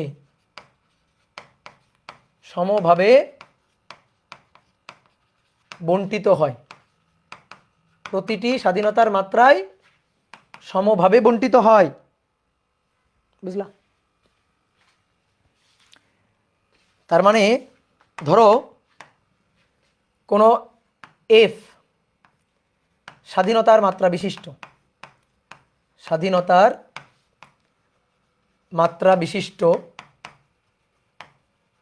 এফ স্বাধীনতার মাত্রা বিশিষ্ট গ্যাসের শক্তি, গ্যাসের অণুর গতিশক্তি, এই গতিশক্তি হচ্ছে F/2 kT। গ্যাসের গতিশক্তি E = F/2 kT। তাহলে প্রতিটা মাত্রায়, এফ তো স্বাধীনতার মাত্রা, এফ টোটাল স্বাধীনতার মাত্রা কত, এফ, তাহলে প্রতিটা মাত্রায় কত, প্রত্যেক মাত্রায়। তাহলে এফ যদি হয় 5, তাহলে হবে 5/2 kT। এফ যদি হয় 3, হবে 3/2 kT। তাহলে এটা মোট, তাহলে প্রত্যেক স্বাধীনতার মাত্রায় শক্তি সমভাবে বণ্টিত হবে। তাহলে একে কত দিয়ে ভাগ দিলে বলো তো প্রত্যেক মাত্রার শক্তি পাওয়া যাবে? বলো কত দিয়ে ভাগ দিবে? কত দিয়ে? এফ দিয়ে। যদি 5 হয় তাহলে 5 ভাগ করবা, যদি 3 হয় সামনে 3 ভাগ করবা, তাহলে এফ দিয়ে ভাগ করবা। তাহলে অতএব তাহলে প্রতি মাত্রায়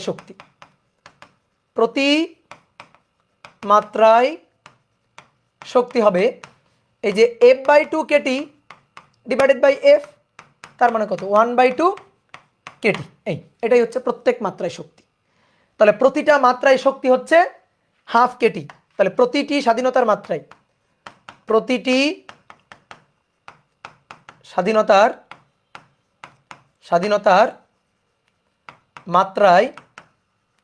শক্তি ½ kT। প্রত্যেকটা স্বাধীনতার মাত্রায় শক্তি হচ্ছে ½ kT। এটাই হচ্ছে সূত্র।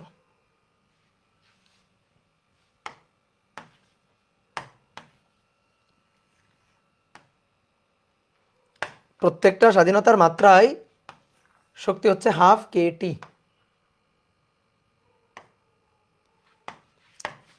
এবার বলো, আমার ডিগ্রি অফ ফ্রিডম হচ্ছে 3, তাহলে মোট শক্তি কত? প্রত্যেক মাত্রা এটা, তাহলে 3 গুণ 3/2 কেটি। যার 5 গুণ 5/2 কেটি, মোট 5 গুণ করে দিবা।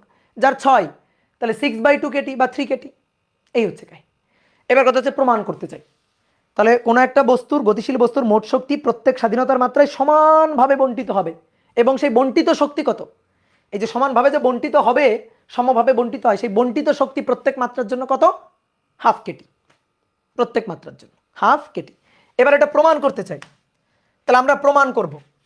তো প্রমাণ ধরো আমরা দ্বিপারমাণবিক গ্যাস ধরে প্রমাণ করব, বা ধরো এক পারমাণবিক গ্যাস ধরে প্রমাণ করব। প্রমাণ এক পারমাণবিক গ্যাস ধরে, যেহেতু আমরা হিসাব নিকাশ সব এক পারমাণবিক গ্যাসের জন্য করছিলাম, গ্যাসের গতিতত্ত্বের সাহায্যে চাপের রাশিমালা নির্ণয় এক পারমাণবিক গ্যাসের জন্য করছিলাম, তাহলে এক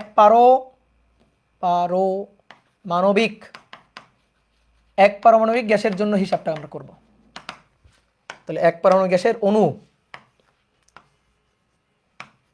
এক্স অক্ষ, ওয়াই অক্ষ, জেড অক্ষ। এক পারমাণবিক গ্যাসের অণু, তার 3টে অক্ষ বরাবর বেগের উপাংশ থাকবে, তাহলে তার বেগ সি, অণুর বেগ। এবার 3 অক্ষ বরাবর বেগের উপাংশ, এক্স অক্ষ বরাবর ইউ, ওয়াই অক্ষ বরাবর বেগের উপাংশ ভি, আর জেড অক্ষ বরাবর বেগের উপাংশ ডাব্লু। তাহলে C equal to U I cap, V J cap, আর ডাব্লু কে ক্যাপ। তাহলে আমি যদি মান বের করি, তাহলে C square equal to U square plus V square plus W square, C equal to root এটা, আর সি স্কোয়ার ইকুয়াল টু এটা। ঠিক আছে, এবার তাহলে এখান থেকে C square bar, U square bar, V square bar, W square bar লেখা যায়। এবার দেখো তোমার খাতায় লেখা আছে বেগের বর্গের গড় মান, এটা 3টে অক্ষ বরাবর উপাংশ সমান, গ্যাসের গতিতত্ত্বে শিকার যে লেখা আছে, অর্থাৎ U square bar, V square bar এবং ডাব্লু স্কোয়ার বার সমান, দেখো লেখা আছে। তাহলে এটা যদি লেখা থাকে, তাহলে এখানে এটাকে U square bar, U square bar, U square bar, তাহলে 3 ইউ স্কোয়ার বার লিখতে পারি, সি স্কোয়ার বার। তাহলে অতএব ইউ স্কোয়ার বার এইটা ইকুয়াল টু 1/3 সি স্কোয়ার বার। কি বুঝলা? ক্লিয়ার? এবার আসো, যেহেতু আমরা এক পারমাণবিক গ্যাস ধরে হিসাব করতেছি, তাহলে এক পারমাণবিক গ্যাসের জন্য আমরা যে কোনো একটা অক্ষ বরাবর শক্তি হিসাব করব। ধরো এক্স অক্ষ বরাবর শক্তি হিসাব করব, হিসাব করে দেখবো সেটা হাফ কেটি আসে কিনা। এটাই আমরা প্রমাণ করতে চাই। আমরা কি প্রমাণ করতে চাই আগে ভালো করে বুঝুন। কি চাই? আমরা চাই প্রত্যেক স্বাধীনতার মাত্রায় হাফ কেটি শক্তি কিনা সেটা দেখতে চাই। তাহলে এক্স অক্ষ বরাবর শক্তি হবে হাফ কেটি, এক্স অক্ষ বরাবর। ওয়াই অক্ষ বরাবর শক্তি হবে হাফ কেটি, জেড অক্ষ বরাবর শক্তি হবে হাফ কেটি। এইটাই আমরা দেখতে চাই। প্রত্যেক মাত্রায় আমরা শক্তিটা যাচাই করে দেখতে চাই যে হাফ কেটি হয় কি না। ঠিক আছে, এটাই আমরা দেখতে চাই। তাহলে সেটা এখন দেখি। তাহলে আসো, একটি অণুর কোন গ্যাস? এক পারমাণবিক গ্যাস। তাহলে এক পারমাণবিক গ্যাসের একটি অণুর গতিশক্তি, একটি অণুর গতিশক্তি। তো একটি অণুর গতিশক্তি মানে অণুর গড় গতিশক্তি। তো তুমি কি ধরছো? এক পারমাণবিক গ্যাস ধরছো, তাহলে ডিগ্রি অফ ফ্রিডম 3, তাহলে 3/2, 3/2 কেটি। এবার দেখো, একটি অণুর গতিশক্তিকে, একটি অণুর ভর এম, অণুর বেগ সি, তাহলে একটি অণুর গতিশক্তিকে আমি হাফ এম ভি স্কোয়ার ফরম্যাটে লিখবো। তাহলে হাফ এম, এই যে C square bar, half M V square, half M V square, এই ফরম্যাটে লিখবো।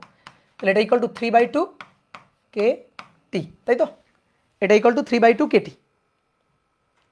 কি ক্লিয়ার? এবার দেখো C square bar equal to কত? এই যে সি স্কোয়ার বার, এই C square bar equal to হচ্ছে 3 ইউ স্কোয়ার বার। তাহলে এখানে বসাই 1/2 এম, এই সি স্কোয়ার বার মানে 3 ইউ স্কোয়ার বার, এটা ইকুয়াল টু 3/2 কে টি। এবার আসো, 3 কে সামনে নিয়ে আসো, 3 এটাকে সামনে নিয়ে আসো, হাফ এম ইউ স্কোয়ার বার, এটা 3/2 কে টি, 3 কেটে দাও। এবার এটা হাফ এম ইউ স্কোয়ার না? তাহলে এটা কোন অক্ষের গতিশক্তি? দেখো তো, এক্স অক্ষের গতিশক্তি না? এই যে এইখানে লেখা ছিল, দেখো এই যে আমরা লিখছিলাম এককালে,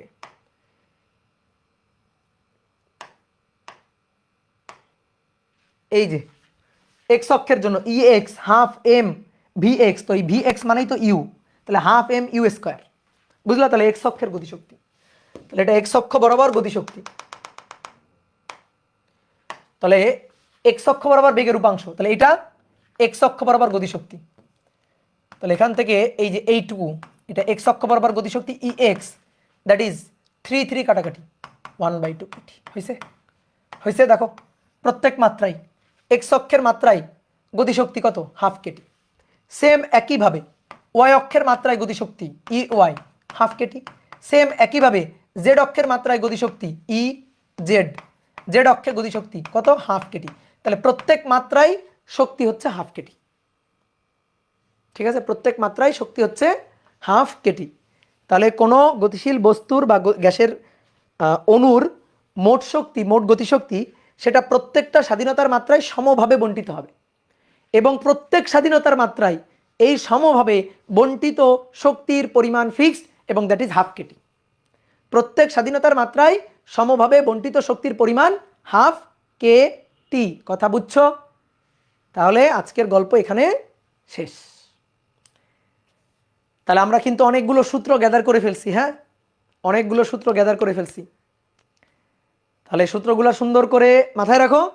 তাহলে নেক্সট দিন তোমাদের সাথে আবার দেখা হচ্ছে। কালকে কি আপনার ক্লাস? ইয়েস, কালকে আমার ক্লাস, রবিবারে তোমাদের মাস্টার ভাইয়ের ক্লাস। ঠিক আছে, আমরা একটা দিন একটু ওলট পালট করে নিলাম।